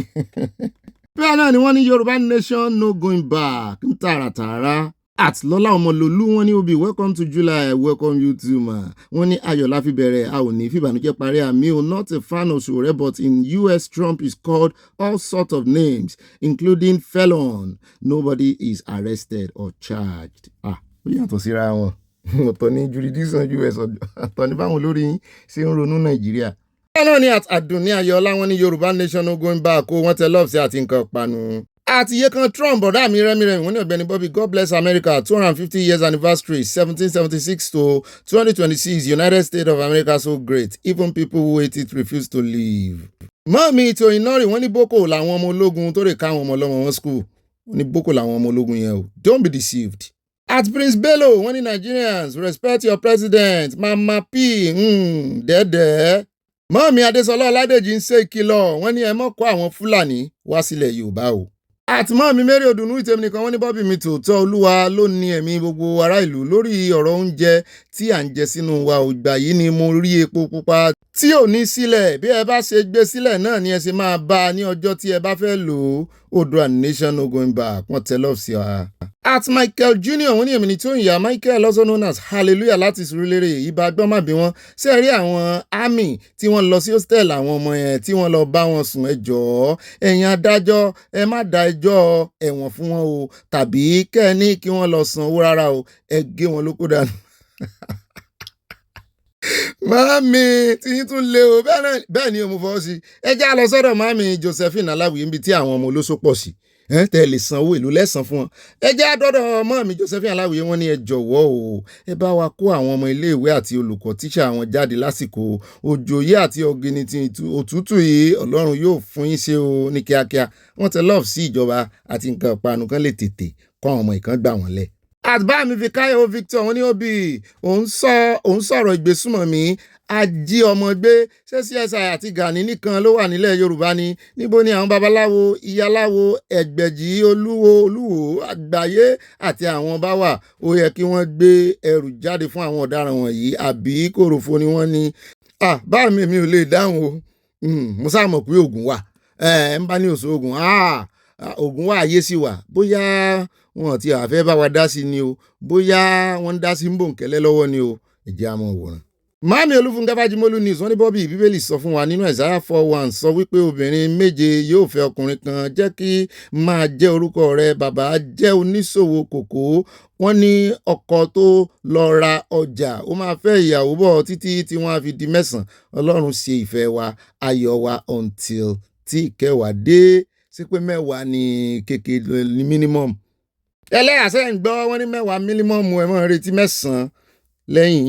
Mọ́ọ̀mí Grace olùṣòótọ́ wọn ní ó dára ni wọ́n ṣe padà sílé nítorí ilé ní àbọ̀sími oko fún kálukú wa ṣùgbọ́n àdúrà mi fún wọn ni pé kí wọ́n rohun fọwọ́ wọn lé bí wọ́n ṣe padà sílé kí ojú má tì wọ́n kí ìjọba Nàìjíríà ṣe ìrànwọ́ fún wọn bí ó ti wù kí ó kéré kí a lè sọ nípa tiwọn pé wọ́n ṣe ìwọ̀n tí wọ́n lè ṣe o a ó sì kọ sílẹ̀ nípa ti ìjọba wọn. Màámi Yẹmí Ige wọ́n ní ìfàtọ̀rọ̀ South Africa yìí kọ́ wa lọ́gbọ́n o kí Ọlọ́run gba òmìnira fún wa o torí mi ò tilẹ̀ mọ ibi tí wọ́n ti fẹ́ bẹ̀rẹ̀ pẹ̀lú gbogbo wàhálà tó tún wà ní ìlú yẹn àdúpẹ́ ẹ̀mí bí ẹ̀mí bá sì wà ìrètí ń bẹ.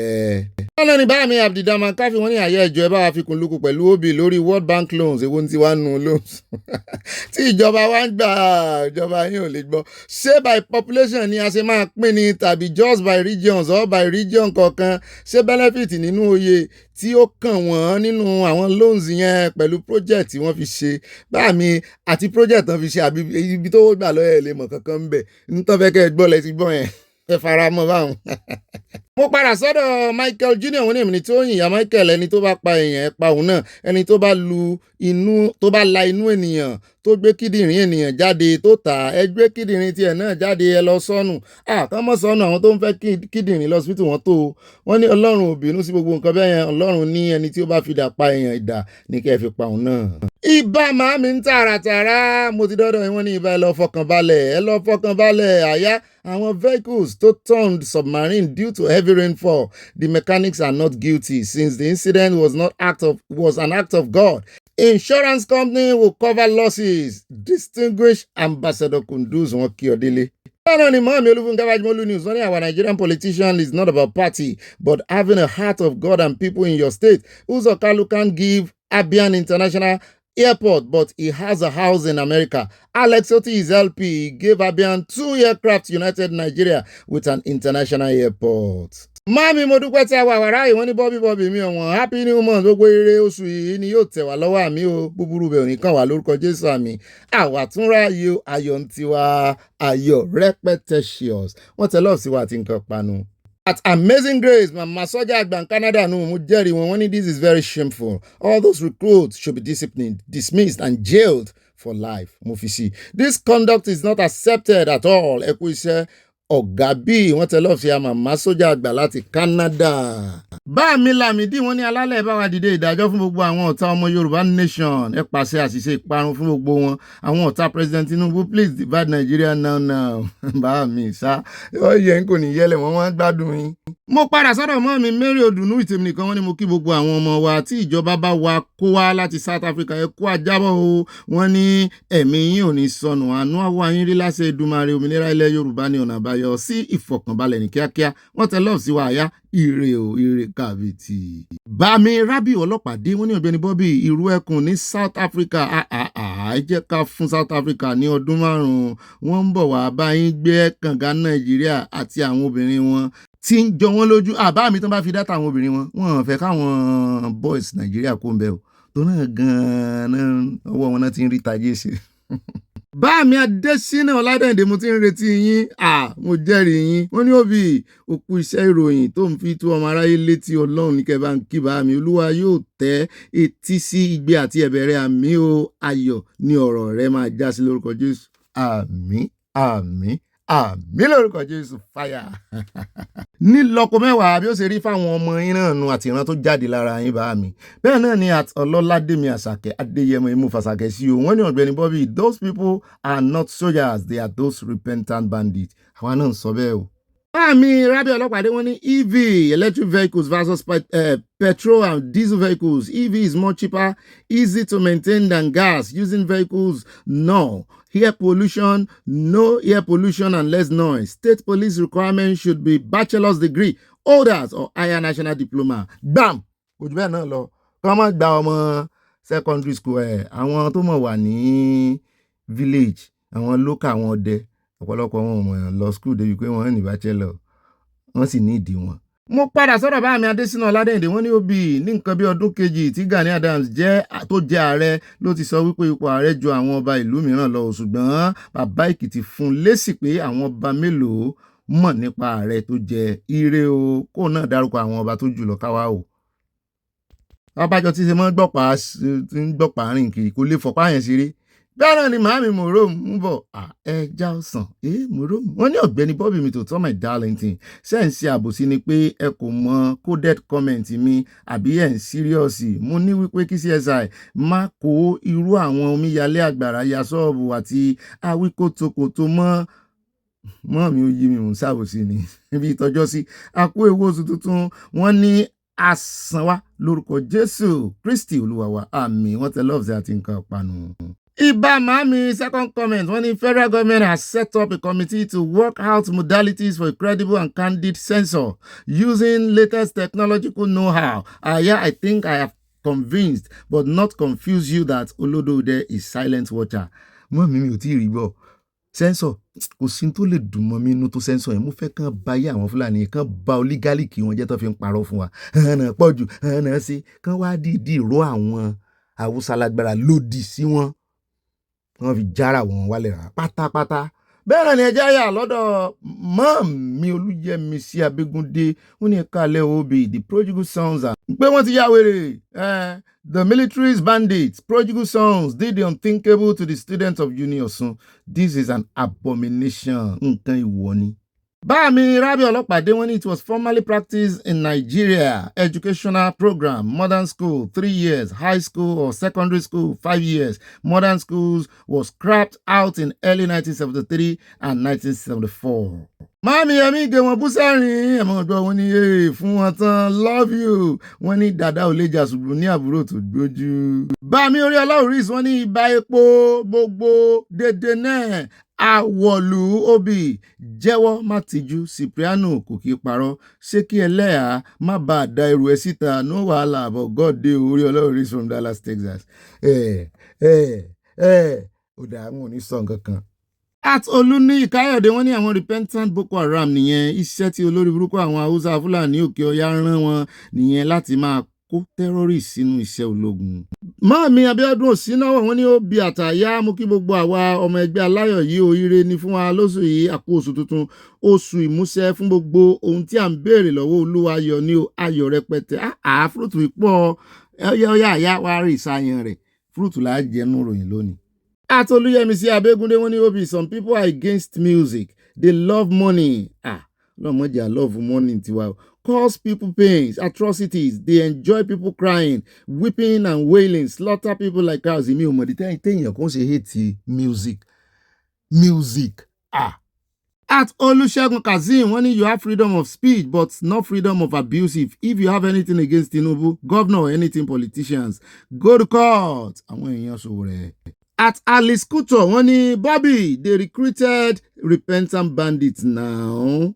Àwa náà kúkú ń fura sí wọn bẹ́ẹ̀ náà ni mọ́mí Dorcas dúró Olúwatúnmiṣe wọ́n ní láyé àtijọ́ epo pupa tí wọ́n fẹsẹ̀ tẹ̀ kò fa ìsàn sí wa lára òun ni mo jẹ́ dàgbà fi iṣẹ́ orin sílẹ̀ tàbí kí o fi ẹ̀sìn alákatakítí lẹ̀ àwọn wèrè please turn over mọ́mí nígbà tẹ́yìn jẹ́ yẹn gbogbo ẹ̀yin tẹ́ ẹ jọ jẹ́ ńgbà náà nǹkan sì ṣe dáadáa ṣe ráhàn tí wọ́n ń ṣe epo nísìn pẹ̀lú gbogbo oríṣiríṣi àìsàn tán rìn kiri kọ́lọ́ ń ṣàánú wa ni torí ń tà ń jẹ pàápàá jùlọ àwọn ẹwòrú ilé ìtàn kó kọlọ́rin sí ó rẹ̀ jáyà lọ́dọ̀ àmọ́ mi Dorcas náà ni ó ti ẹ̀dá nọ́mbà 2 tẹ̀lé ni láti ọjọ́ pípẹ́ ní ìjọba Nàìjíríà ti ń fi ètò ẹ̀kọ́ favour àwọn northerners ìlú àlùmọ́jìrì ní orírun ẹ̀kọ́ wọn asán àti òfò Oòduà nation no going back from Providence, Rhode Island. Ó dá àwọn ẹ̀ka àwọ̀padà yìí náà ni mò ń dúró dé ẹwà nǹkan jókòó lé o àti wo wíkẹ́ndì lọ́ọ̀kan yóò kàn lára yóò sojú wa kò ní sẹ́yìn wa wọn ní wáwàtì ní wíkẹ́ndì yìí o. Látòrí ìṣẹ́jú láti bẹ̀rẹ̀ tó di wákàtí látòrí wákàtí ó dọjọ́ máa lọ́wọ́ látòrí ọjọ́ ó di ọ̀sẹ̀ látòrí ọ̀sẹ̀ ó di oṣù látòrí oṣù ó dọdún àní pọdún jẹ torí àkàlàmọ̀lù kì í pọdún jẹ bẹ́ẹ̀ bá ti ń mú ọjọ́ jẹ ó ti ń mọ́dún jẹ lọ́nu. Ààrẹ yín ọdún láti Ọlọ́run Ìdùmarè ẹwà nǹkan jókòó lé ẹmọ́ bínú ẹwà nǹkan tẹ́ mọ́ fi sọ̀rọ̀ àjíjà bẹ́ẹ̀ náà ni bọ́ bá dilẹ̀ bá dénú yín báyẹ̀ báyọ̀ ẹ máa bá fi ránṣẹ́ sáwọn olólùfẹ́ yín mọ̀ràn yín náà ṣe kókó ó mọ̀ ju 5 lines lọ. Alákọ̀ọ́kọ́ ní ìròyìn tòní ẹ jẹ́ á bẹ̀rẹ̀ láti Kwara níbi tá a ti gbọ́ wọn ní àwọn ẹgbẹ́ kan àwọn gúrùpù kan kóra wọn jọ wípé àní àwọn ò fẹ́ mọ́ o bóyá ẹgbẹ́ APC bóyá ti yan ẹni tán fẹ́ fi ṣe governorship candidate bẹ́ẹ̀ náà ní láàrin àwọn ẹgbẹ́ tó jẹ́ party àwọn náà wọ́n ń ta kóra wọn o wọ́n ti gbà fún ẹgbẹ́ APC inú ẹgbẹ́ APC gangan àwọn abẹnukan gan wọn gbà fún ẹni tán mú ṣùgbọ́n àwọn gúrùpù yìí wá jáde síta wípé sẹ́ Kristẹni làwọn fẹ́ mú ní ó dá pátì wo lẹ fẹ́ kọjú sí nìsín pátì wo lẹ mọ̀ tí yóò win ṣé gbogbo pátì gbọ́dọ̀ mú Kristẹni ni ṣé bẹ́ẹ̀ ló ṣe máa ń work sàn àwọn mùsùlùmí tí ń jẹ ní Kwara ṣé wọ́n ṣe máa ń ṣe tẹ́lẹ̀ nìyẹn ẹ bá ń tẹ̀ sí ẹjẹ́ á gbọ́ làbárí lẹ́nu BK o. We have been having Muslims, you agree with me, in the States, and we've been enjoying peace, religious peace, coexistence, and we still continue to have it just like Eden has. We still continue to have it. It is just an advocacy, it's just an appeal. It's just, if we have been doing something in one way, and we are not getting the required result, we're thinking, let's look at the other side. Like the women will come and say, okay, to gender sensitivity, just the same way we are saying this morning, that let's look at the other side. We want something to be balanced. Enough is enough. Because it's not the time of gender past before our Excellency Abraham came into power. We fetched these people out by then the APC. We are talking something about Otoge now. So we want to balance issue now. Let this try. Let them come and try it. Well, all I can say is that we've had a Christian governor in Kwara State before.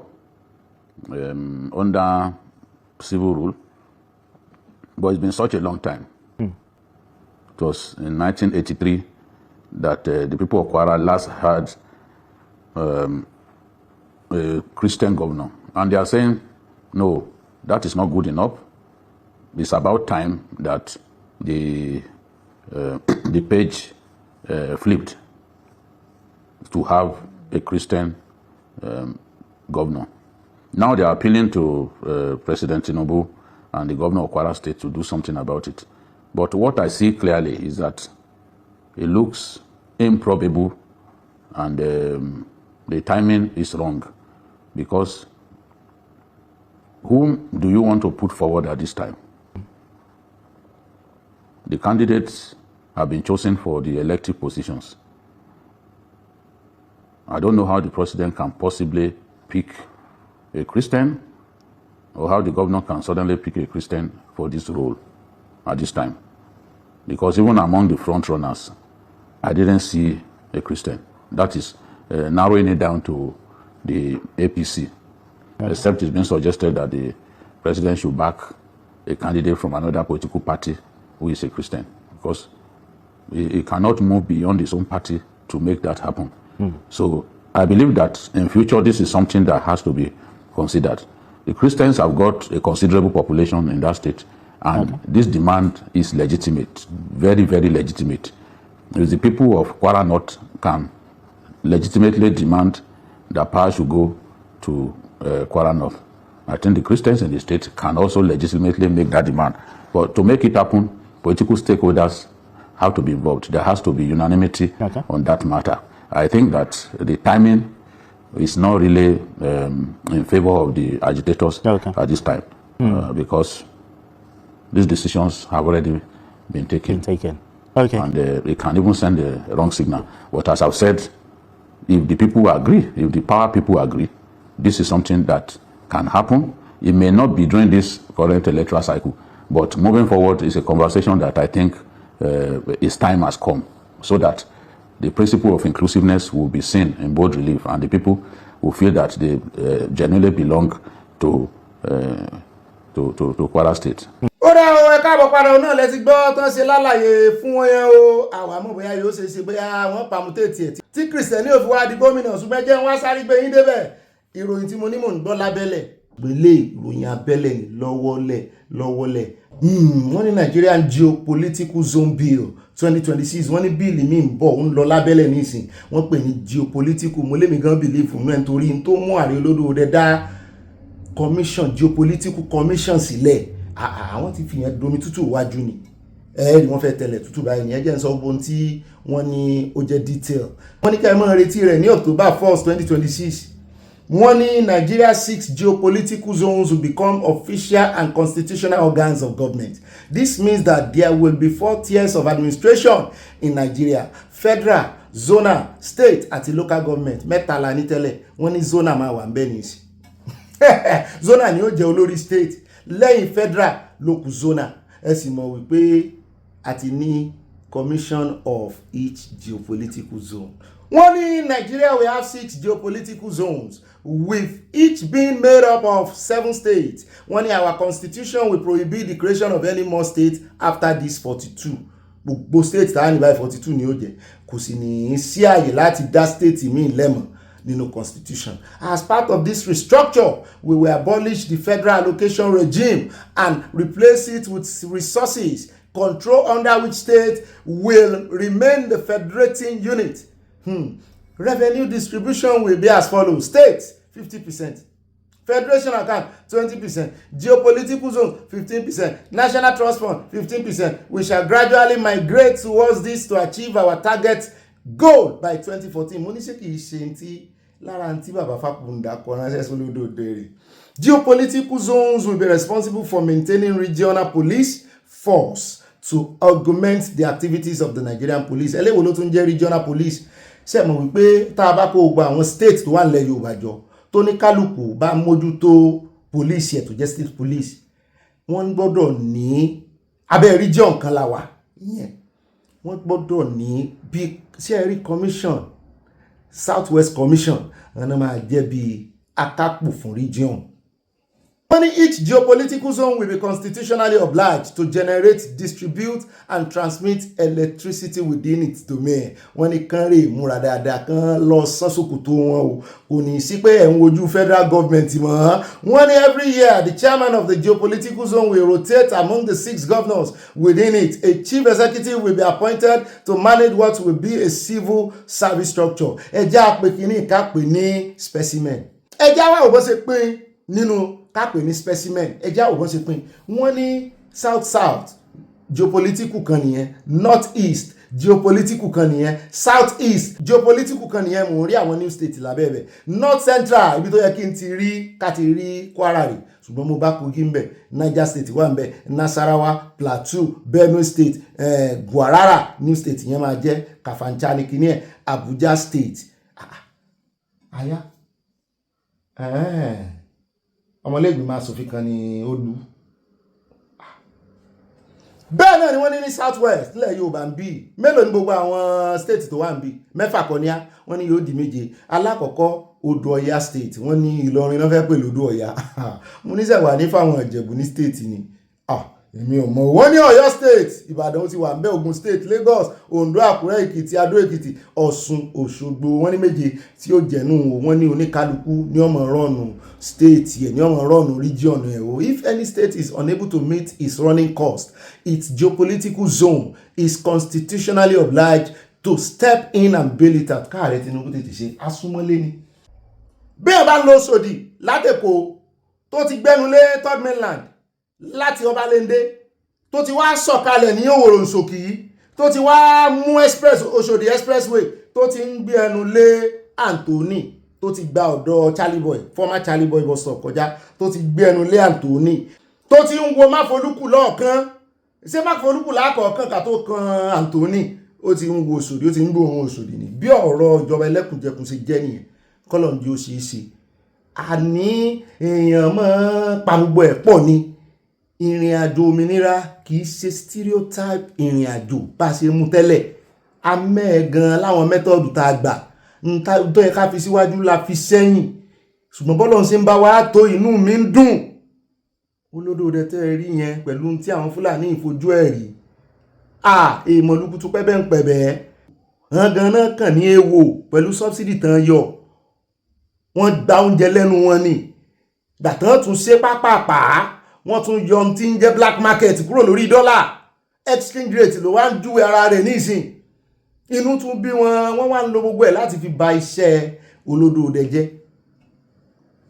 Olódòdẹ náà sì mọ̀ àwọn ìgbésẹ̀ tó ń gbé yìí gbogbo owó tán ń pín tẹ́lẹ̀ the only thing tó kù fún ìjọba Olódòdẹ yìí torí àwọn ìgbésẹ̀ tí ìjọba Olódòdẹ ti gbé àwọn ìgbésẹ̀ tí àwọn olórí yẹn tí wọ́n fẹ́ gbé tẹ́lẹ̀ ni tán ti mọ̀ wípé yóò ṣe àǹfààní fún mẹ̀kúnnù ṣe wá rí nǹkan kan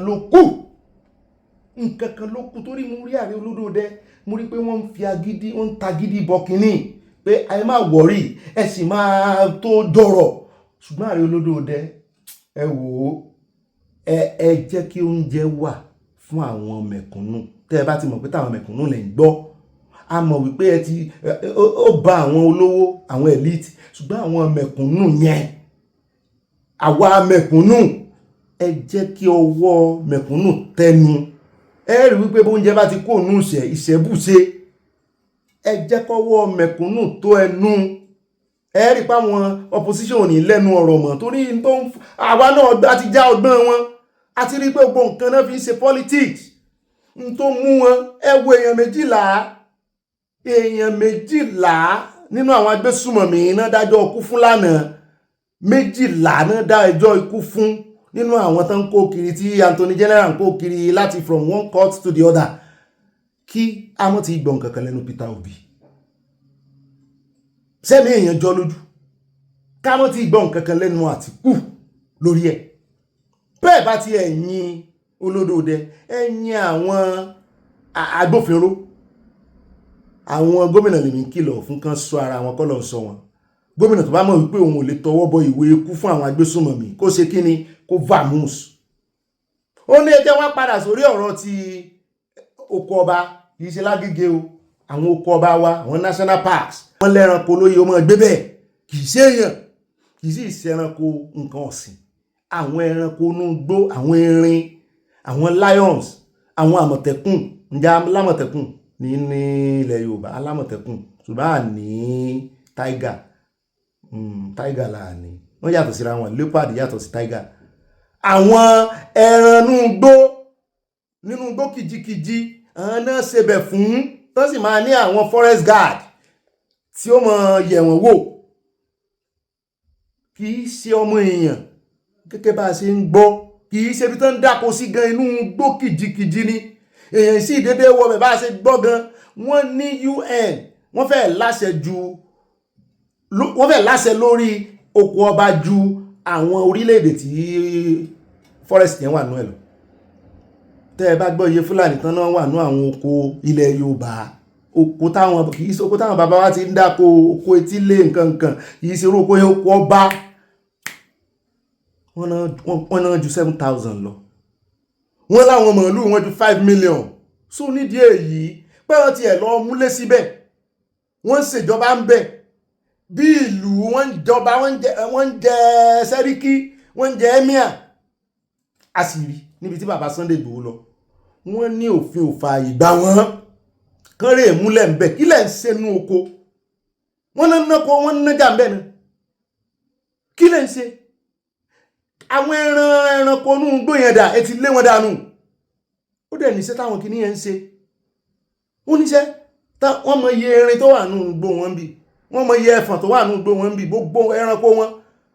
Ó ní ẹranko kan táwọn ń pè ní túùpù, wọ́n ní different species ń bí, tó jẹ́ pé wọ́n ní jẹ́ kí ti Germany kó jẹ wọnú bí. Wọ́n yàtọ̀ síra wọn. Àwọn máa ń gáìdì kìíní ara wọn ni. Ṣùgbọ́n àwa ń bí kò tí ẹ̀ kàn wá. Agbésùnmọ̀mí ló ṣe wàhálà wà lójú wípé inú oko yìí ó yẹ ká mójútó. So ẹ̀ṣẹ̀ ní lọ́rùn wọn already wípé wọ́n kó wọn jáde nínú oko rìsáàfù. Ẹ̀ṣẹ̀ ni ẹni tó bá ti múlé síbẹ̀, kí ló ń ṣe ń bẹ̀? Ó gbọ́dọ̀ dẹran kọjá ń bẹ̀. Kí ló ń dẹran kọjá ń bẹ̀ fún? Ìtumọ̀ ẹ̀ náà ni wípé bọ́ bá ń dá màálù rẹ lọ, bí kìnìún bá yọ sí ọ, gbogbo ohun tó bá ní ọ fẹ́ pa kìnìún yẹn, ọ fẹ́ dóòlà àwọn màálù rẹ. Ìwọ ló sì lọ tọ́jà. Bọ́ bá wá pa kìnìún tó kàn pádànù, àbọ̀ wọ́n lè jẹ ni, wọ́n lè jókòó tí kan mọ́ jẹ. A jẹ́ wípé o ti dẹ́ṣẹ̀, bí ìgbà tó jẹ́ wípé òun dín ẹ̀mí àwọn ẹranko tó yẹ kó wà ní Áfíríkà, òun dín ẹ̀mí wọn kúrú. Kì í ṣe inú wọ́n ní, ṣùgbọ́n wọ́n ti mọ ìyá ọ̀sọ́jọ́sọ lọ, wọ́n mọ gbogbo oro sí woro, gbogbo kọ́nà tó kọ́nà. Wọ́n náà ti mọ̀ ju àwa tá a níbẹ̀ lọ. Àwọn wo ló gbàlejò ọ̀ràn? Àwọn wo gangan ló gbàbọ̀dè fún wa? Wọ́n gbàbọ̀dè, wọ́n gbàlejò, wọ́n gbàbọ̀dè, wọ́n sá gbà nǹkan kan. Ìmí sì gbowó sápò. Tẹ̀ wá ń tanú gbó kìjikìji, ẹ̀ ń wò pé ta ní ń lo. Wọ́n ní ẹni tí UN gan wọ́n ní kò fọwọ́ sí. So gbogbo àwọn ọ̀rọ̀ tí bàbá Sunday Igboho sọ, ọ̀rọ̀ gidi ni o, pé bó ṣe Yorùbá náà bá nú gbó, bó ṣe Fúlàní ni ọ̀daràn ni ọ́, bọ́ sí gbòòrò níbi tójú ti tú ọ, ní gbangba, bọ́ sí gbangba, kúò nú gbó, bọ́ sí gbangba.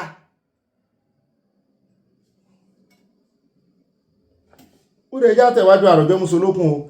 Ẹ já wáyà nú lọ́dọ̀ àwọn ọlọ́pàá ní FCT mọ̀ Nasarawa. Wọ́n ní ọwọ́ ti ba àwọn síndíkèètì ajínigbé. Ibùba wọn náà ká wọn mọ́. Wọ́n náà pọ̀ burúkú bí omi òjò. Àwọn ò mọ̀ pé abalajọ tó ń da ìlú láàmú. Abalajọ TCP wọ́n sọ wípé wọn ò dúró ń gbòòrò mọ́, òun fẹ́ wọnú igbó, fẹ́ rí ìbá wọn. Ẹ bá ń tẹ̀sí ẹjá òwúsí lọ. Unknown to me, these people are operating in that very house. So when I was passing with my machine, I just hear gun for my body. I fall down short. It took me about over 2 million because when they brought me, they do operation. Weeks of digital surveillance and intelligence eventually led operatives of the Force Intelligence Department Special Tactical Squad to two key members of the syndicate, 25-year-old Buhari Adamu and 28-year-old Abubakar Saidu. Both men confessed to participating in the crimes. It was Aldo who took the machete and butchered them. I was telling him not to, but he did not pay attention to me. They revealed how the gang operated. We were negotiating when I mistakenly pulled the trigger and shot myself. After that, I don't know what happened to the hostages. I stayed in the bush for 3 days. My leg was already rotten before I saw someone and called out for help. I told him armed robbers had taken my money and my machine and that they shot me. He then took me to the hospital. We used the money we get from ransom to buy clothes, drinks, and enjoy life.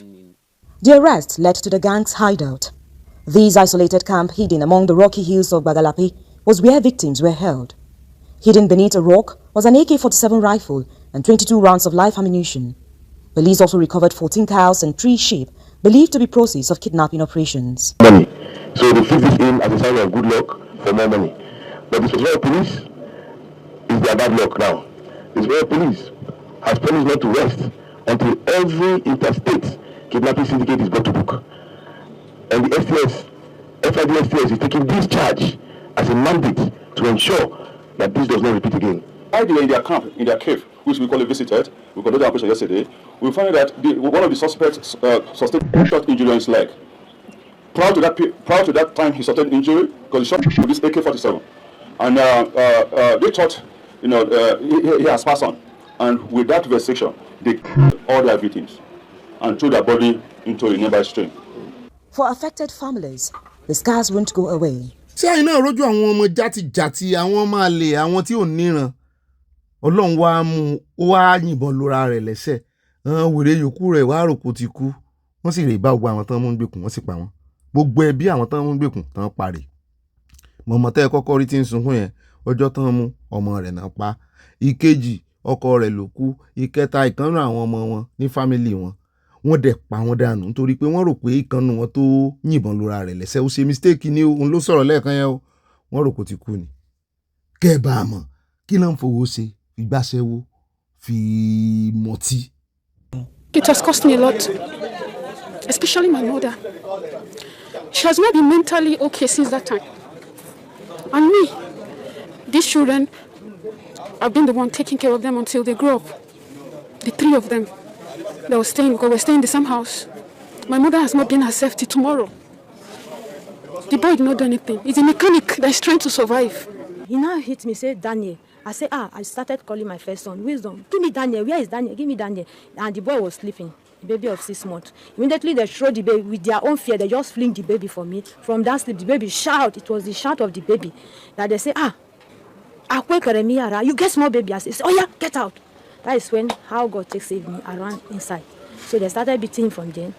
They took him. I started having that feeling somehow. Later in the evening, in the afternoon, they called me. They asked me, what clothes did my husband wear? I described it because when they were operating the nurse house, when he lied, I didn't wear anything. He only wear boxer. And I'm the one that told him, wear your clothes first. We don't know who those people is. He wear his trouser and his shirt. So when I described the clothes for them, they say which box I described. Mama was telling maybe they have seen them. So at the end, in the evening, they now bring news that it has happened. They have killed them. So even my children, say black people, they don't know say that their father body or that good leader. So are they the neighbor house where are they? Are they see light for the gun? They come outside. I know a man was saying my husband body. Or I come they run to come meet them. Before no, they call home and say, Madam, they wound me. I say no, they already killed husband. What are you doing? What are you going to use to train these 6 children? So my sister, not only organizing the cater for children, even me. I know they do anything. Only my husband. Now they take care of first. Now when they took my husband, they released the first shot. Then now they were dragging him away. I was following them. In the process, I heard another shot. I thought it's the second one that touched my son. So they now came back. My husband managed to escape. They now came back to me. They dragged me to unknown place, to that hill. I can't forget the hill. Because I was sick that period. I pleaded with them that I was sick. One of them told me there is that sickness that will kill me. Not until after 4 days, I came back. I met my husband in the hospital because they butchered him. He sustained injury in his head, here, and his wrist. I didn't know that my son died, but I was suspecting that something happened. I asked my husband, where is the boy? He said that all of them is fine, that they are in somebody's house. After 2 days, I came back. I have 5 children. That's the only boy. 5 groups. They have about 3 sites there. Right now, we know them, we have uncovered them. And intelligence, even as we are here, our operatives are outside. and within a couple of times we're going to round it off because we put in what they call corporate theory. There's no escape route for them. We don't have another country we call our own. We cannot rest until this country is free of all those hooligans, and we will ensure that they will not even enjoy the proceeds of their crime. With 2 suspects now in custody and more arrests expected, residents are hopeful the long nights of fear may finally be coming to an end. ẹ ti rẹ́lẹ̀ tó yìnbọn lóra rẹ̀ lẹ́sẹ̀ mú ní kí náà ń tọ́jú ẹ̀ sí kan bàjẹ́ ó jẹ́ àkóbá rẹ̀ kú ìkejì gan-an àbá ti yanjú wọn ọlọ́run ló mọ iye ọdún tán tó máa lò mọ́ lọ mọ́ bọ̀ bí ilẹ̀kẹ̀ dì nílé ẹjọ́ báyìí kó tó di pé wọ́n tún dájọ́ kú fún wọn ìyẹn tán bá tiẹ̀ dájọ́ kú fún wọn wọ́n ti pa àwọn èèyàn lọ rẹpẹtẹ ó sì kù tán wá ń bẹ̀ o ẹ wá wo iye èèyàn tán ti pa ń bẹ̀ yẹn wọ́n kàn pa àyàn ṣeré jàtìjàtì tó bá bá wọn tán wọ́n á máa ṣe bí ọdẹ fúlàní náà méjèèjì tán mú o ẹ ṣàgbọ́n nú orúkọ wọn ó sì mọ̀ pé àwọn yòókù náà tán máa mú fúlàní náà jẹ. ẹ káàbọ̀ padà náà lẹ́rí wọ́n ti bọ́ọ̀sì tí wọ́n yẹn o wọ́n wá sọ iṣẹ́ ajínigbé di wọ́n ti monetize ẹ̀ ìpààyàn ẹ̀mí èèyàn wá jọ wọ́n lójú mo rí wèrè kan náà ẹ rí inú abala lérèfé tó dé èèyàn mọ́lẹ̀ tó tún ṣe sẹ́fì ó sì dé èèyàn mọ́lẹ̀ lẹ́yìn rẹ̀ ó fẹ́ kárí ó sì ń ṣe sẹ́fì náà wèrè olórí burúkú tọ́wọ́ bá sì bà wọ́n máa ń gbọ̀n máa tó ara ni wọ́n láyé àkẹ́bọ̀jẹ́ mọ́ sí rí yẹn o bọ́ bá bà wọ́n máa ń tó ara ni ẹ jẹ́ á tún dúpẹ́ lọ́wọ́ federal government lẹ́ẹ̀kan sí fún àwọn 12 tán dájọ́ ọkú fúlànà ó kú nìbọn ró ẹjọ́ pápápá ni ẹ mọ̀ jẹ́ kán lọ́sẹ̀ kan tẹ́ fi rán wọn níbi tí ilé ẹjọ́ ti ní kẹ́ rán wọn lọ pápápá ni Ọ̀pẹ́bolo ti sọ pé òun ti ṣe tán ẹ mọ̀ kó wọn bọ̀ lọ́dọ̀ òun ó buwọ́lù bẹ́ẹ̀ náà ni Òdòdó ní Kogi olóòtú ó buwọ́lù òun ò rán èèyàn nítòun o gbogbo àwọn gómìnà tí bá ń gbàbọ̀dé fún atán láwọn ò ní bu ọwọ́ lu execution order nǹkan ó sì yán ẹ jẹ́ àtẹ̀wájú àròjọ mùsùlùkùn o ẹ jẹ́ wá dé ọ̀dọ̀ federal government wọ́n wọ̀nà àwọn aráàlú wọ́n ní ìkéde pàtàkì wọ́n ní ẹ ṣọ́ra yín kọ́ ló ń sọ yín o wọ́n ní gbogbo òjò tí ń rọ̀ yìí ẹ mọ́ kàn fojú òjò ń rọ̀ ṣeré nu ilé ẹ mọ́ fojú orin yẹn wò ó mọ́ wọnú òjò kí aṣọ rẹ mọ́ bá tutù bẹ́ẹ̀ bá wọnú òjò ń bọ̀ wá wọnú ilé yín o táṣọ ó tutù tí ó rìn rẹ́gẹ́dẹ́ oríṣiríṣi fọ́nrán mo kàn rí tán jápọ̀ lura wọn bí ìgbà téèyàn bá ń ṣẹ́ omi ògì báyìí lẹ́lòmíín bí ìfà ó ká mi lára débi kan omi wọnú ilé kan mo fẹ́ lè ní sì yí bí ìgbà téèyàn bá fẹ́ yí omi bàsíà dànù pé sì yí ilé yìí kẹ́ fi yí omi dànù mo ń ṣe náà rè níbi tó ká mi lára dé tó ń kó ìdọ̀tí wọnú ilé àwọn èèyàn federal government sọ wípé ó kú nìbọn ró bẹ́ẹ̀ tí rí nǹkan kan o the federal government on Thursday ìyẹn ní òní gangan urged Nigerians to begin immediate preparations for possible flooding as the rainy season intensifies. Gbọ́n wojú òkè mo bójú wojú ọ̀run ìràwọ̀ yeye o wọ́n lómi náà rí o àwọn ìràwọ̀ gan ti wọlé wọ́n lómi rẹ̀gẹ̀dẹ̀ náà rí lójú ọ̀run o warning that climate change has significantly altered the country's rainfall patterns pé gbogbo pattern tẹ́ dé bá bí òjò kàn mọ́ ní irú bá ṣe fẹ́ mọ́ gbẹ́nu lé August inú July láṣẹ ẹ̀wọ̀ yìí wípé wẹ́líwẹ́lí lòjò mọ́ ṣe ẹkùn bímọ rainbow wọ́n ní kò jọ mọ́ o global warming ti wà o nǹkan àgbẹ̀ àwọn tó gbin nǹkan náà ni mo tún wá ń wò báyìí sí àpọ̀jù omi tí wọ́n boko jẹ.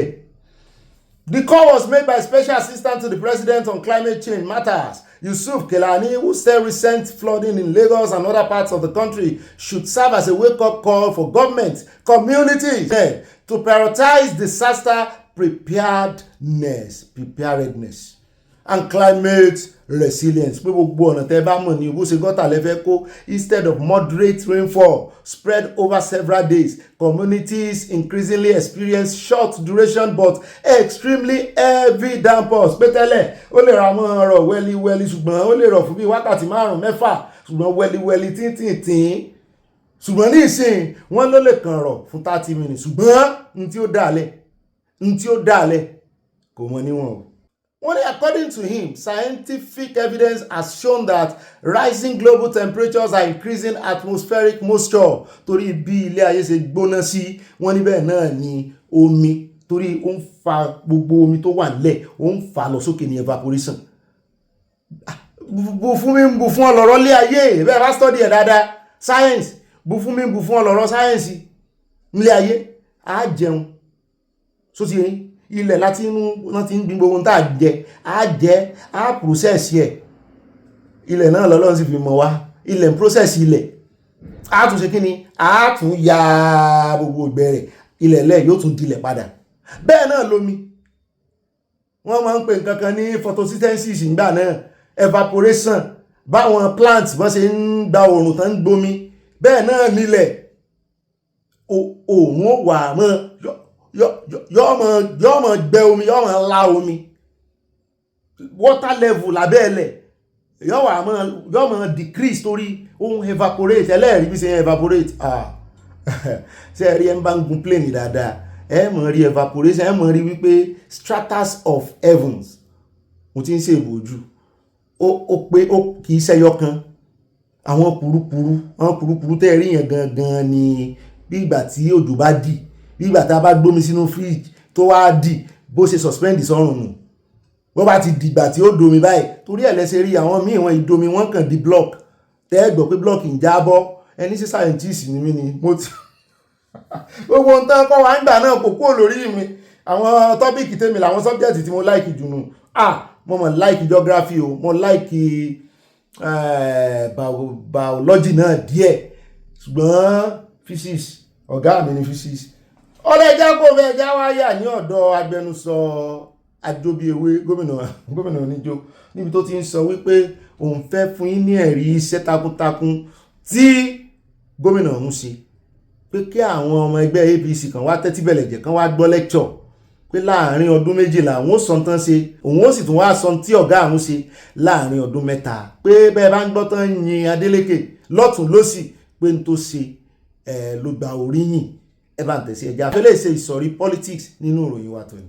Today, we saw Senator Ademola Adeleke flagging off a project. There are those in the opposition in the state who said these are some of the unnecessary projects. He's wasting the money of Osun State people. He should have focused on people-oriented projects rather than going into runways, longest flyover, going into projects that will not directly impact.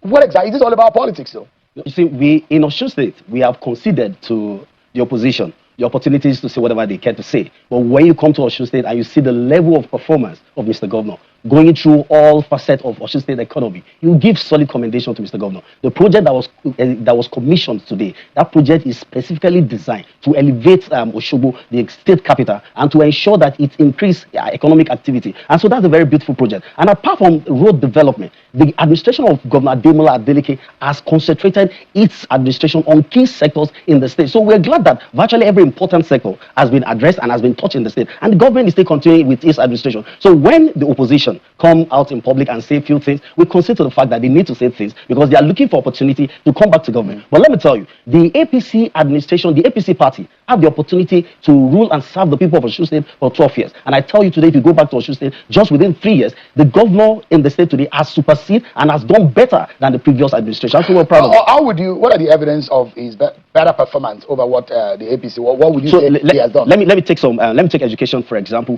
Before Governor Ademola Adeleke came on board, in NECO, Osun State was rated backward, below 30. But today, I tell you, in Osun State is #1 in Southwest and #7 in the entire federation. It's just NECO assessment. That is a federal government agency. Budget recently last year rated Osun State 100% in fiscal transparency. So virtually in all sectors, if you look at primary healthcare system, Osun State government in 2024 and in 2025 was rated one of the best performing states in the federation, and in fact was awarded, given money to celebrate its performance. This was done by still a federal government agency. So the government has performed in all facets of human endeavor. Do you think this performance makes him, is this popular other than the popular name that is being tagged as the dancing senator? He's super popular. In Osun State, I want you to know, the greatest challenge before the coming of Governor Ademola Adeleke was the crisis of salaries.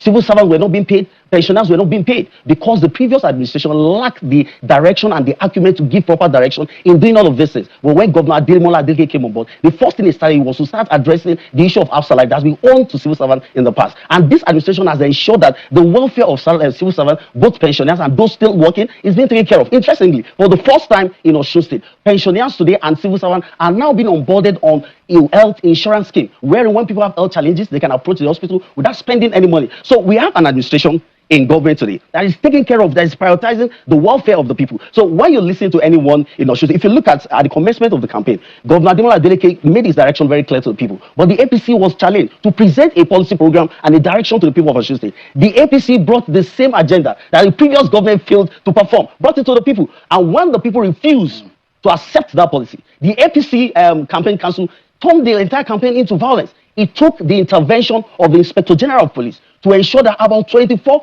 APC thugs were arrested in a single day to stop the political bingagery happening in Osun State, just because we have an opposition that lacks direction, that lacks That's why you went to the IG to submit the petition. Absolutely. But is you... ẹnìkan bí mínú àwọn èèyàn mi ó ní bọ́ọ̀ ló ṣe lè máa mú lọ ṣe lè láyà tó bá tó wọn pé tó lọ dúró tẹnìkan bí àbá wá wọlé kọ́ mo ní yọ wọlé ni. ìgbà yes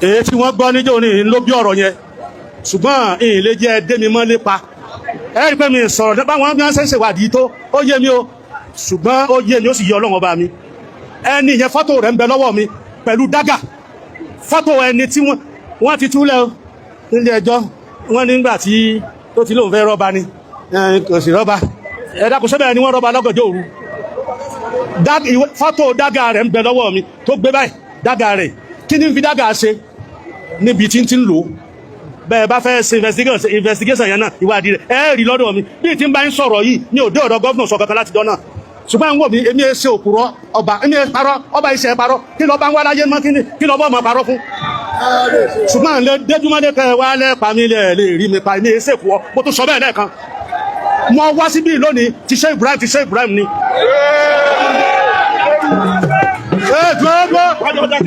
wọ́n dẹ́tẹ̀ kan wọ́n wá ń ka mi mọ́dé láàárọ̀ yìí wọ́n ní wọn ò pé bá lẹ́ wọ́n ti pè yàn mẹ́wàá mo ní rọlẹ̀ pa wọ́n ọ̀pá yàn wọ́n ò sì lè yàn pa ìjọba ìpínlẹ̀ Ọ̀ṣun ti ṣe ètò ààbò tó sì ti dájú mọ́ ń sùn mọ́ ń fi ẹ̀dọ̀ lérè òróró ni commissioner of police rán èèyàn sí mi àwọn DPO mi wọ́n ń ṣe patrol ẹ̀yin olóorun àṣojú ẹ má sùn lónìí wákàtí kọ̀ọ̀kan ni wọ́n ń kọjá láàfin àtọ́jà tí wọ́n ń bọ́ sí gbòòrò wọ́n ń ṣiṣẹ́ àwọn agbófinró ń ṣiṣẹ́ wọn ẹ̀yin ni ẹ̀sìn mi ẹgbẹ́ agbáyísọ yìí ọ̀rọ̀ tí ò sí tẹ́ẹ̀mọ̀ tàn káàkiri ìmọ́lẹ̀ lá ní ẹ̀tàn èwo láwúyé ewúyé.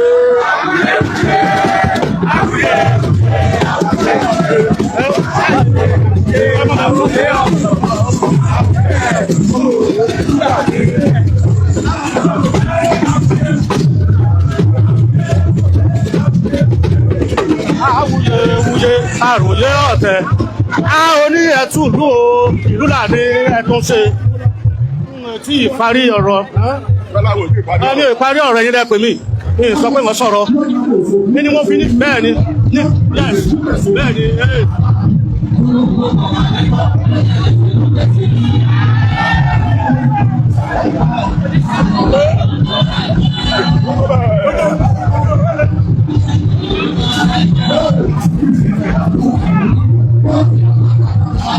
bẹ́ẹ̀ ni yọ̀dà fún ọ.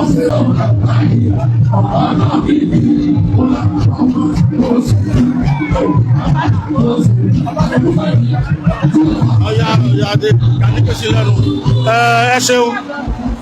ẹ ṣeun wọ́n mi ò tètè rí àmì torí pé bàbá ti kó mi àmọ́jọ́ tá tó tún ráǹfààní ọ̀rọ̀ kọ̀ọ̀kan lèmi ò gbé ta bó ti fẹ́ kí OPU president ó gbọ́ ní wọ́n bá yín ní kọ̀rọ̀ tí wọ́n bá yín ní gbangba wọ́n bá èmi náà mọ́ sọ́jọ́ kìíní àná o ẹlòmíì ń díje gómìnà tó wá bá mi o n ò lé o mo ní kó ṣe sùúrù pé Adémọ́lá Adé ń bẹ láàrin wa iná ni OPU national president sọ èmi náà sọ bẹ́ẹ̀ àdéhùn wà láàrin wa bàbá sí ká àdéhùn rẹ̀ tán ẹni tó bá kàn á mọ̀ mọ́ra wa. abẹ́ẹ̀ rí wípé gbogbo ọba náà ló ti join kìíní báyìí ṣùgbọ́n wọ́n fi ṣe ń bò ń kẹ́lẹ́ mọ́ wọ́n fi ṣe láàfin nìkan mọ́ wọ́n ti ń sọ̀rọ̀ òkè báyìí wọ́n fojú bàbá yìí náà rí ní jẹ́ ìṣe last dispensation gba Buhari Ọlọ́run ló ní ẹgbẹ́ òṣèlú wọn ló wọlé ṣùgbọ́n àwọn èèyàn wá ń ta wọn lólobó Tádémọ́lá Adélékè ò bá wọlé ńkọ́ yóò lé o. káàbọ̀ padà pàápàá láti ẹjẹ́ wáyà lọ́dọ̀ Minister of Aviation ó ti pẹ́ tá a ti gbúrò rẹ̀ ó wá ganu sí máìkì o òun náà sọ̀rọ̀ ó ní coronation ó ní ìwọlé ẹlẹ́ẹ̀kejì ààrẹ olódòrè ọ̀gá àwọn ó ní bí coronation ní orí o bí bàtà máa ń jáwé oyè sí ìyàn ní orí bí bàtà máa ń kó ìlẹ̀kẹ̀ sí ìyàn lọ́wọ́ àti lọ́rùn tán wá fún ní ọ̀pá àṣẹ pé bí ó ṣe rí nù o pé ìrọ̀rùn ní ó bàdé bẹ́ẹ̀ náà ló ní kò ní jẹ́ election adúrú owó tẹ́ wá ti earmark fún election ńkọ́ kí lẹ wá nídìí INEC fún bó bá ń ṣe báyìí sọ̀rọ̀ wọn mọ̀ pọ́rọ̀ rẹ̀ gan ń tẹ́ńbẹ́lú òfin Nàìjíríà pé kò ní sí kinní àwọn èèyàn sì mọ̀ tí ń sọ wọ́n mọ̀ wípé n tó fẹ́ sọ simple as ABC náà ni wípé ìrọ̀rùn ni ó bàdé fólódò rẹ̀ láti wọlé ẹlẹ́ẹ̀kejì pé gbogbo tẹ́ ń pariwo tẹ́ ń ṣe yẹn wípé ìrọ̀rùn ni ó bàdé ṣùgbọ́n language tó lò wọ́n ló tàbùkù òfin Nàìjíríà ẹ jẹ́ àgbọ̀ bó ṣe lò. Let me tell you, like I told you, I've never led a campaign as a spokesperson and failed. I have that record. Others have led and failed. I have not.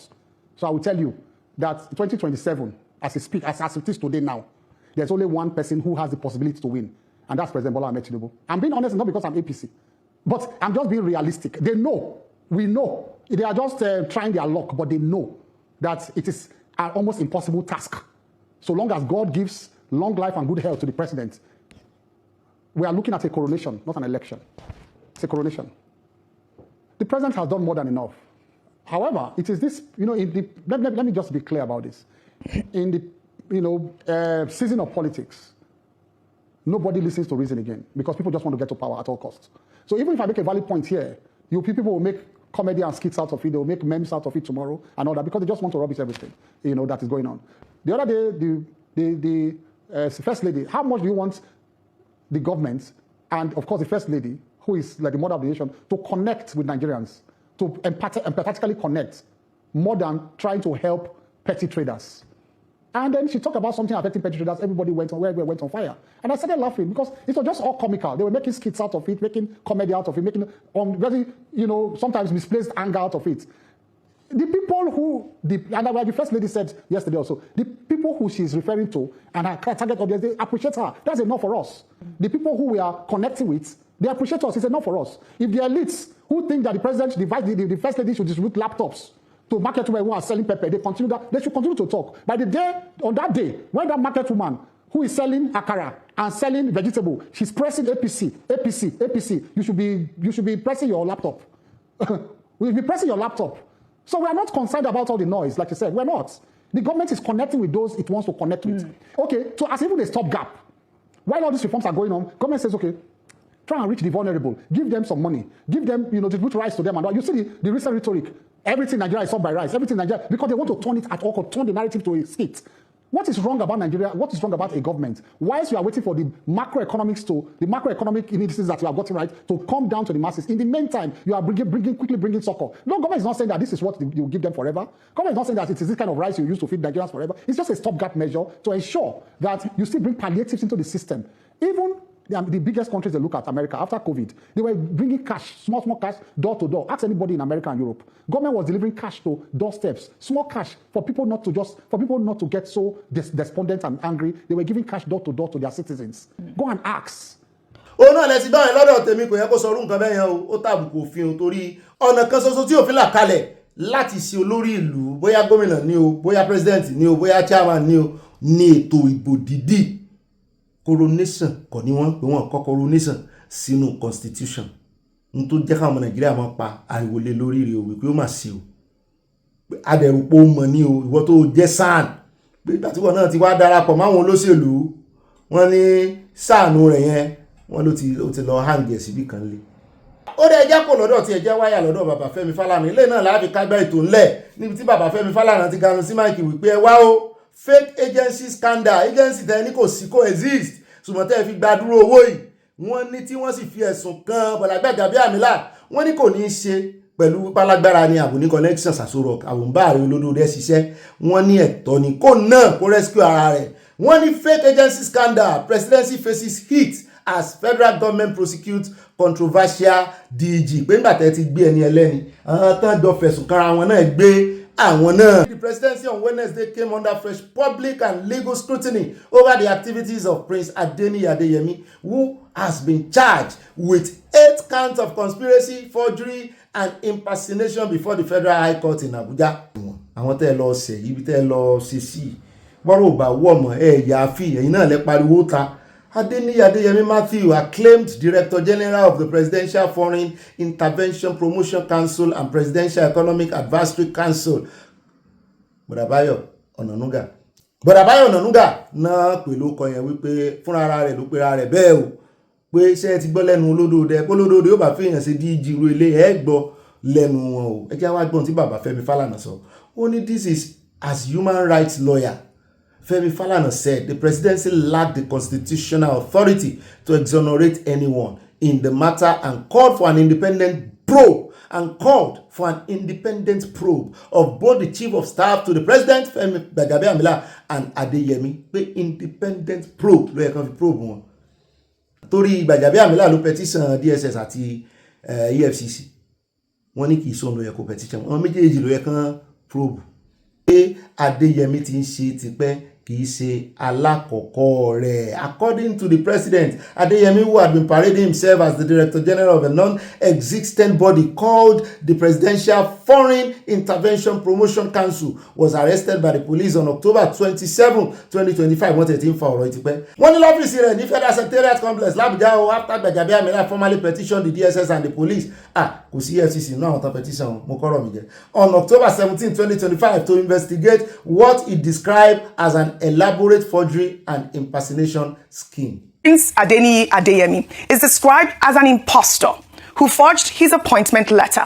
According to the presidency's statement, Adeyemi operated out of an office at the Federal Secretariat Complex in Abuja for over a year, hosting meetings with foreigners and Nigerian officials, and even attempted to obtain U.S. visas for his staff through a note verbal from the Ministry of Foreign Affairs. Chief of Staff to the President, Femi Gbajabiamila, alerted the DSS and the police in October 2025 about the fictitious agency, and Adeyemi was arrested at his secretariat office on October 27th. The police raided both his office and his home in Suleja, discovering 34 bank accounts, 9 opened in the names of his fictitious agencies, and alleged evidence that he fraudulently opened a CBN account by deceiving the Office of the Accountant General. Adeyemi was released on bail and now faces an 8-count charge, including criminal forgery and impersonation. He alleged that Femi Gbajabiamila collected 400 million naira by proxy to secure him the appointment, with a 200 million naira balance still outstanding. But Adeyemi's claim directly contradicted his earlier statement to the police, where he stated that one Dolapo Babatunde Tanimola, who died in a fire incident on October 22nd, just 5 days before his arrest, was the person who assisted him in procuring the fake appointment letter. The presidency has described Adeyemi as a serial fraudster, pointing out that in 2016, he falsely paraded himself as an ambassador of the World Youth Organization until the United Nations denied its existence. Now, here are the 3 questions Nigerians are asking online. How did a fake agency secure an office space at the Federal Secretariat, attract foreign diplomats, and get 1.3 billion naira into the presidency's own budget? And I'll take Kalu Aja's tweet. He wrote on X, "This situation is quite concerning. Femi Gbajabiamila, the chief of staff to the president, claims that the Presidential Foreign Intervention Promotion Council does not exist within the structure of President Bola Ahmed Tinubu's administration. However, this very council is listed in the budget of the presidency, not in some distant ministry or agency. It's allocated within the budget of the presidency itself. This raises 2 possibilities. Either the presidency is unaware of its own budget, which is meant for its own operations, or the secretary to the federal government is being dishonest. What surprised me is that the secretary is making a definitive statement on an issue that can be easily verified. I have attached screenshots from the Federal Budget Office, which shows what the National Assembly voted on and what the president approved. The amount in question is 1.3 billion. We will be closely observing how the president responds to this situation. Dr. Bati, this story has gone viral on social media. I had highlighted the 3 questions that Nigerians are asking online. And of course, over to you. I'd like your comment and analysis on this subject. Okay. You said it has generated a lot of concerns. Yes. Understandably so. Because this is so bizarre, this is so unbelievable, this is so scary that the Nigerian government will not know its own agencies.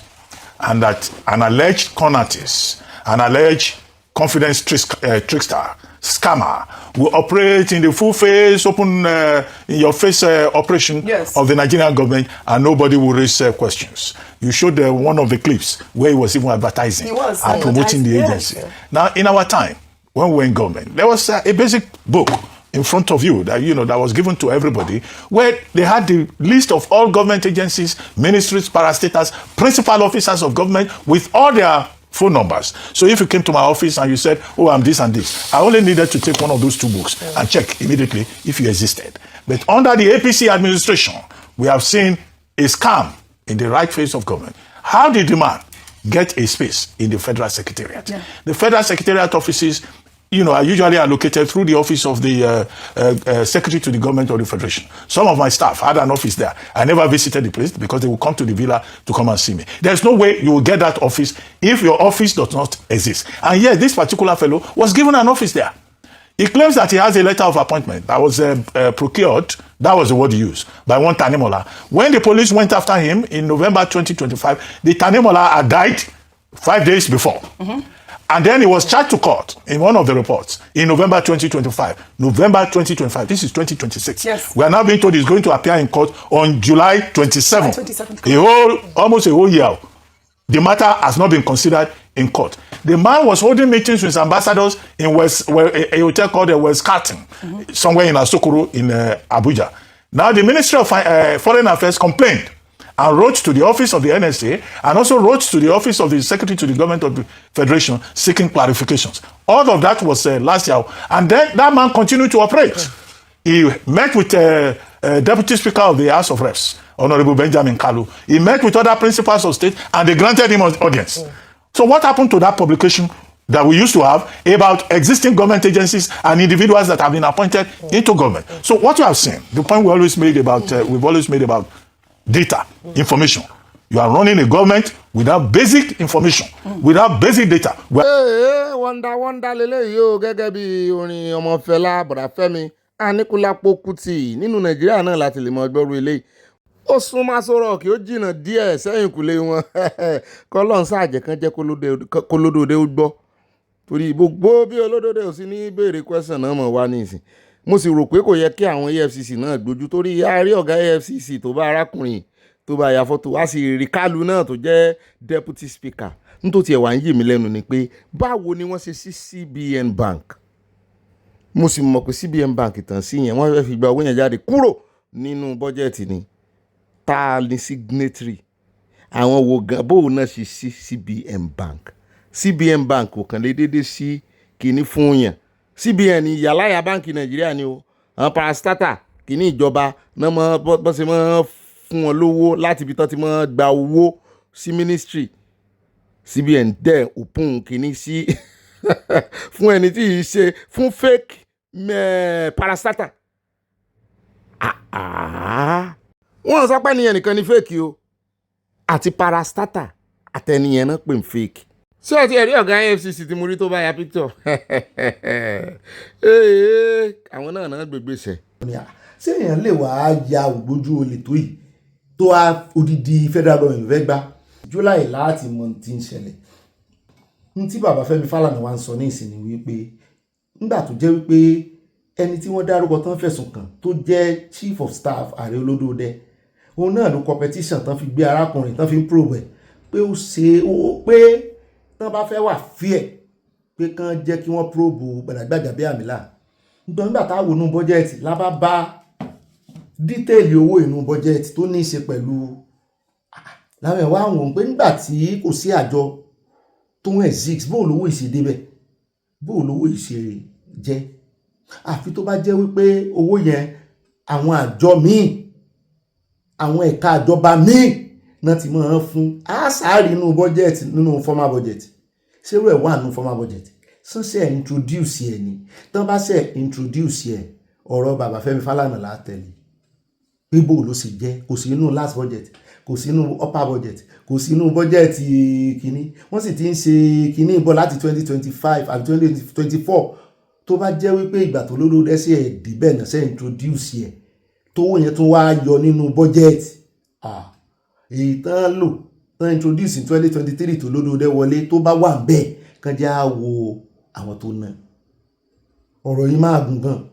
Then kí ló wá dé tó jẹ́ pé bọ̀dá Gbajabiamila ní Ọ̀gbẹ́ni ìdárúkọ kan wo traces of gbogbo discussion wọn sàn ti ní discussion sàn ní sàn ní wọléwọ̀de rí tẹ́lẹ̀ sàn ti jọ ń sọ̀rọ̀ sàn ní bó àbí kò yé mi bó olówó yẹn ṣe wọnú bọ́jẹ̀tì táàrí olódò dẹ́ sì sàn yẹn tó sì sọ wípé orúkọ yẹn ní í ṣe pẹ̀lú àjọ yìí ẹ̀ka àjọba tẹ́ ní ó exist wo náà fún lówó yìí tó bá jẹ́ kó wà ní bọ́jẹ̀tì tó bá jẹ́ new item ni bó ló ṣe jẹ́ àwọn wo ló yẹ kán fún àwọn wo ló lẹ́tọ̀ọ́ sówó yẹn tó ń fi wá rè sí ọ́fíìsì sí secretariat l'Abuja tó fi ń gba àwọn ambassador sókàn dédé pé ambassador pé kó wá bóun lálejò ni bájábá lẹ́ni lẹ́yìn yọ pọ̀ bọ̀ òun náà léèyàn lẹ́yìn tá làwọn èèyàn tó ní séjàdé lórin dòwe lélẹ̀ tí bàbá Fẹ́mi Fálànà ti fọ tán ti tójú bọ̀ ẹ̀ rí ibi tí ó jà sí.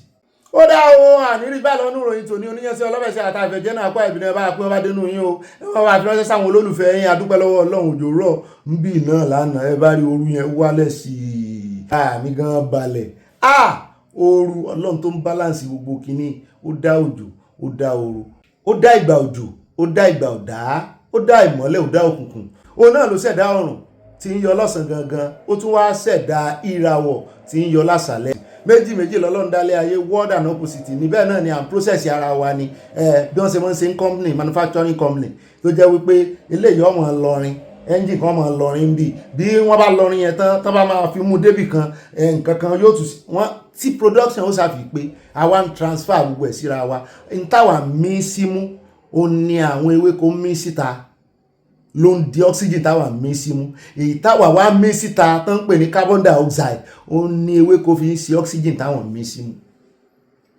so òun ló kọ́ wa ní òfin ilé ayé tó ní í ṣe pẹ̀lú tó o bá ti give and take ni òfin ilé ayé give and take olóko kan tá a máa ń pè ní accountancy a máa ń pè ní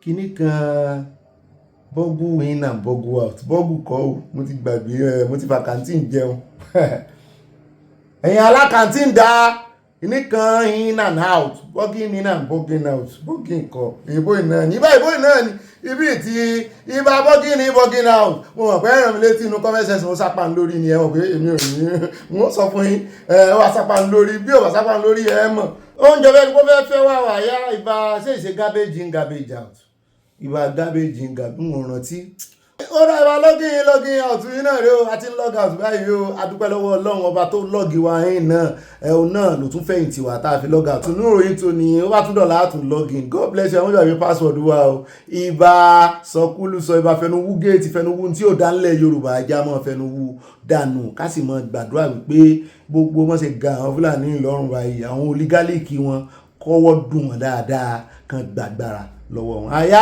ìsòlẹ́nu abalẹ̀ ń bára àyà àròjọ mùsùlùmí ẹ jẹ́ kí n mọ̀ dágbére ní àyín goodbye and I love you bye for now. ó dá mo tún kí n káàbọ̀ sínú abala ẹ̀ ń bára ìpápá láṣẹ ẹ jẹ́ padà sọ́dọ̀ òsì ọmọlẹ̀ lórí ọ̀rọ̀ àwọn South Africa ẹni òsì ọmọlẹ̀ bínú tán sẹ́ wípé òun sì ń tẹnu mọ́ òun ò sì ní jánu kúrò ń bẹ́ o pé láísẹ̀nsì àwọn MTN and co ní kẹ́ ẹ gbà lọ́wọ́ wọn gbogbo àwọn ọmọ wọn náà lé wọn dànù ibẹ̀ náà ni àwọn youth ní Nàìjíríà náà ti wá fún South Africa ní ultimatum wọ́n fún 30 days kí ni 30 days fẹ́ dà kí ni kàn fi ṣe kí ni wọ́n sọ fún ìjọba Nàìjíríà pé tán bá dá sí pé ìjọba Nàìjíríà náà gbọ́dọ̀ dá sí o ẹ̀jẹ̀ agbọ́ná ká tó wá lọ sọ́dọ̀ sí ọmọlẹ̀. We are here today as the youth of this country to express our displeasure and to also express our dissatisfaction on how the government of South Africa have handled this matter. We, the young people of Nigeria, are not happy for what South Africa is doing. And we are here to also declare that from today, the first day of July 2026, to the end of July 2026, we would want the South Africans in Nigeria to also leave. They should go back to their country and also take over the businesses, the work that Nigerians are taking over from them. So we are also giving the South Africans from now to the end of the month to exit Nigeria with their businesses and their establishments. If not, the measure with which they treated our people in South Africa will be applied here in Nigeria. What are they doing in South Africa that we cannot do in Nigeria? What sort of technology, infrastructure?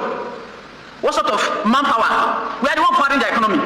It is because we do not have the enabling environment here in Nigeria for our young people to express themselves, for businesses to thrive. That's why you see our people running. We are therefore calling on the government. The federal government should fix this country, do what is right, create enabling environment for businesses to thrive, provide jobs for our young people.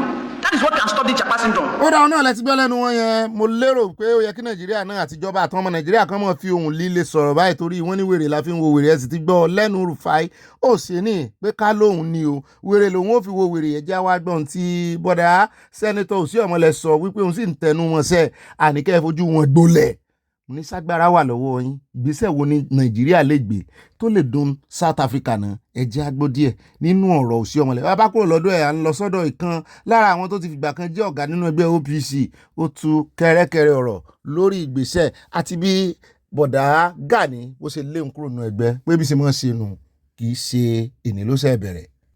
And my point is not only informed by the fact that we were all contributors to the struggle against apartheid.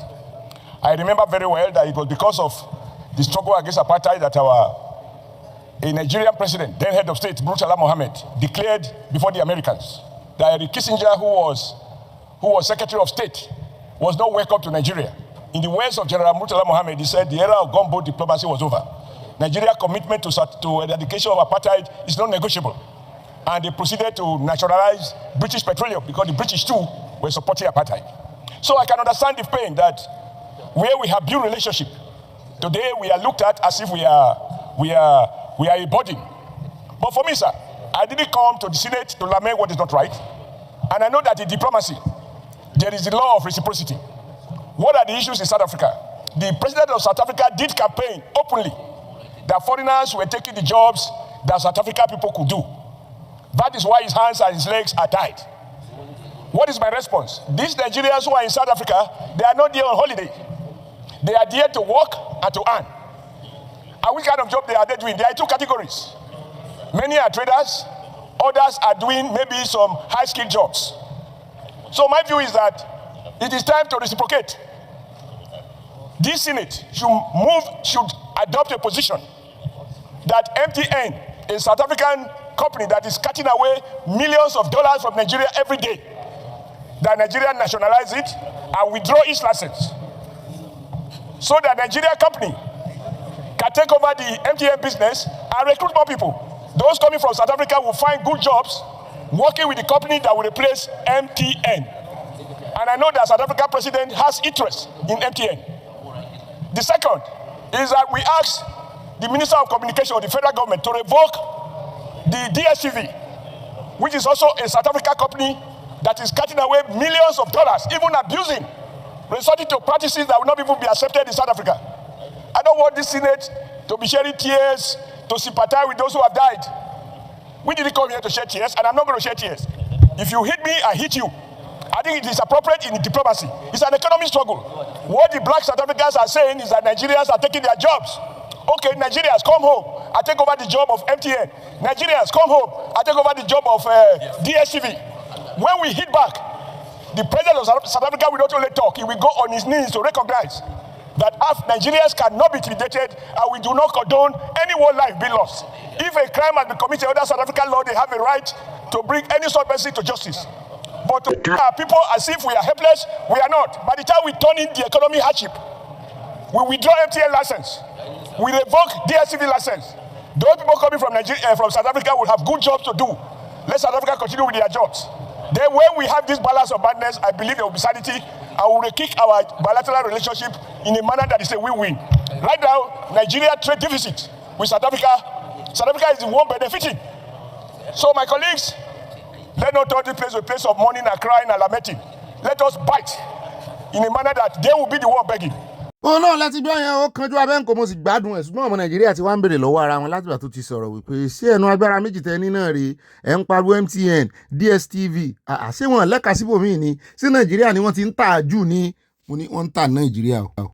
Bẹ́ẹ̀ náà ni àwọn ò fẹ́ ṣèṣe wípé kán lé àwọn ọmọ South Africa àwọn ọmọ Nàìjíríà ló lè mọ̀ sàn yẹn ṣùgbọ́n ìjọba pàápàá jùlọ Senate ní táwọn fẹ́ gbé ìgbésẹ̀ náà ni wípé ní tán ń pè ní trade war wọ́n fẹ́ gà wọ́n lọ́rùn nípa ètò okòwò káwá wo strength ara wa nínú economy ara wa pé tí bá ṣe bẹ́ẹ̀ fún iléeṣẹ́ Nàìjíríà mélòó gan ló wà ní South Africa ṣùgbọ́n ní iléeṣẹ́ ń bí MTN sì rèé wọ́n ní MTN ṣe dáadáa láàrin gbogbo orílẹ̀-èdè tó wà káàkiri àgbáyé wọ́n náà ń ṣe dáadáa Nàìjíríà jùlọ. Ibẹ̀ náà ti ń pa ẹgbẹ̀lẹ́gbẹ̀ owó bulk of money tí wọ́n fi ṣe oríire wípé tán bá bẹ̀rẹ̀ láti bẹ̀ yẹn wípé ẹ rí i pé wọ́n change ohun ìkà ní àwọn olórí wọn bẹ̀ ìkà làwọn aláṣẹ wọn mi wà á mọ̀dí tí Nàìjíríà bọ́ ṣe ń wòran o olóhùn ò ráyé ẹkún tòun o.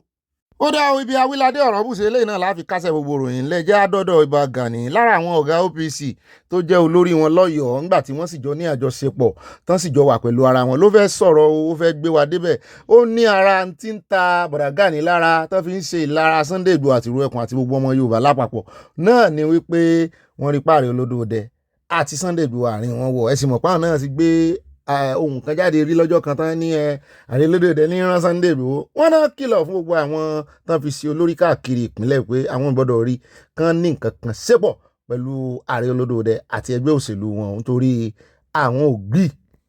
jọ ó lé díẹ̀ akéde ló fà á tí mo fi kúrò níbẹ̀ torí tí ò bá nídìí obìnrin kì í gbẹ́ kúmọ́lù mo gbọ́dọ̀ ṣàlàyé ohun tí mo ṣe kúrò níbẹ̀. Àkọ́kọ́ ní 2023 during the general election tí wọ́n ń ṣe ètò ìdìbò ààrẹ ó ní irọ́ kan tí kò jọ mọ́ tèmi ni wọ́n pa láti national body léyìí tí ibà ààrẹ dáadáa tí ó pè mí pé àwọn èèyàn sọ fún àwọn pé mo gba lákùsájì lọ́wọ́ Tinubu bẹ́ẹ̀ ni mo dẹ̀ gba 55 million naira ó ní níbo nìyẹn ti ṣẹlẹ̀ wọ́n ní Tinubu rányàn sí mi ní Ọ̀yọ́ state ó gbé lákùsájì wá ó dẹ̀ fi 55 million naira lé èyí tí wọ́n kọ́ sọ fún wọn ni pé so possible kí Tinubu fi ètò sílẹ̀ ó má rí ẹ̀yin tí ẹ jẹ́ president ìwà nígbà náà gẹ́gẹ́ bí olórí ẹgbẹ́ ó wá máa bọ̀ wá bá èmi state chairman ní ìpínlẹ̀ Ọ̀yọ́ mo ní irọ́ tó jọ mọ́ irọ́ tí ò papọ̀ rárá mi irọ́ tó jìnnà sóòtọ́ ni.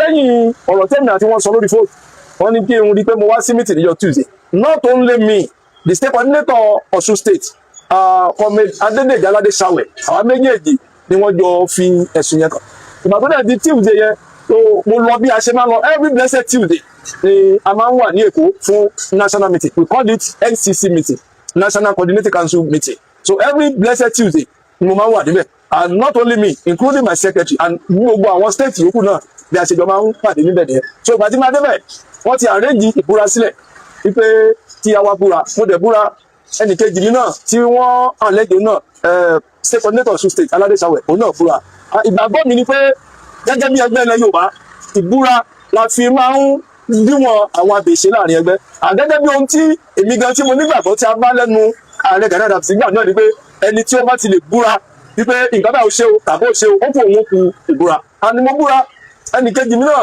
tó jẹ́ Aládé Ṣàwẹ̀ state coordinator Ọ̀ṣun òun náà búra wọ́n á rí pé lẹ́yìn ìbúra yẹn ọ̀rọ̀ yẹn wọ́n tún yẹn repeat ẹ̀ wọ́n pe àwọn executive lọ́yọ̀ state bí wọ́n ní ṣé wọ́n gbọ́ nǹkan àwọn ṣe àwọn ẹ̀sọ́ kọ́ta àwọn ṣe kankan wọ́n ní wọ́n gbọ́ lọ́wọ́ Tinubu àbí wọ́n ṣe bá yín sọ̀rọ̀ yìí today tí mo bá yín sọ̀rọ̀ yìí mi ò tí ì forúkọjú pẹ̀lú Tinubu mi ò mọ bí ti Tinubu gbé lẹ́yìn kí n rí lórí Facebook àbí lórí tẹlifíṣàn bí tí mo ti máa rí Tinubu nìyẹn and then àsìkò padà mo mọ̀ yìí pé Tinubu àti Ààrẹ Gani Adams fún ọ̀pọ̀ wọn ò sí ní good rapport so èyí tẹ́mi gbàgbọ́ gẹ́gẹ́ bí ẹgbẹ́ tí mo ń ṣe ó ní pé ọ̀tá ọ̀gá mi by then ọ̀tá tèmi náà ni so ọ̀gá mi ò ní mọ̀ báyàn ṣe kí n máa sọ pé mo fẹ́ lọ bá ṣe even àwọn tó wà báyàn ṣe tì mí tí wọ́n jẹ́ mẹ́mbà wa tí wọ́n fẹ́ ṣiṣẹ́ fún APC nígbà náà mo sọ fún wọn wípé kọ́mọ̀ fi ọ̀rọ̀ yẹn kó bá mi o torí ọ̀dà tó wá ní wípé látọ̀rọ̀ Gani Adams ní pé ẹnìkan kan wá a ò gbọ́dọ̀ ní ohun kó ń ṣe pẹ̀lú tó jọ mọ́ ẹgbẹ́ APC by then lẹ́jẹ̀ tó rú mi lójú mẹ́ ni pé lẹ́yìn ọ̀pọ̀lọpọ̀ ìbúra tí àwọn èèyàn ọ̀tọ̀kùlù lù dẹ̀ dá sí because mo ní láti gbọ́dọ̀ sọ fún àwọn èèyàn mo sọ fún ẹni tó jọ mọ́ PA late Aláàfin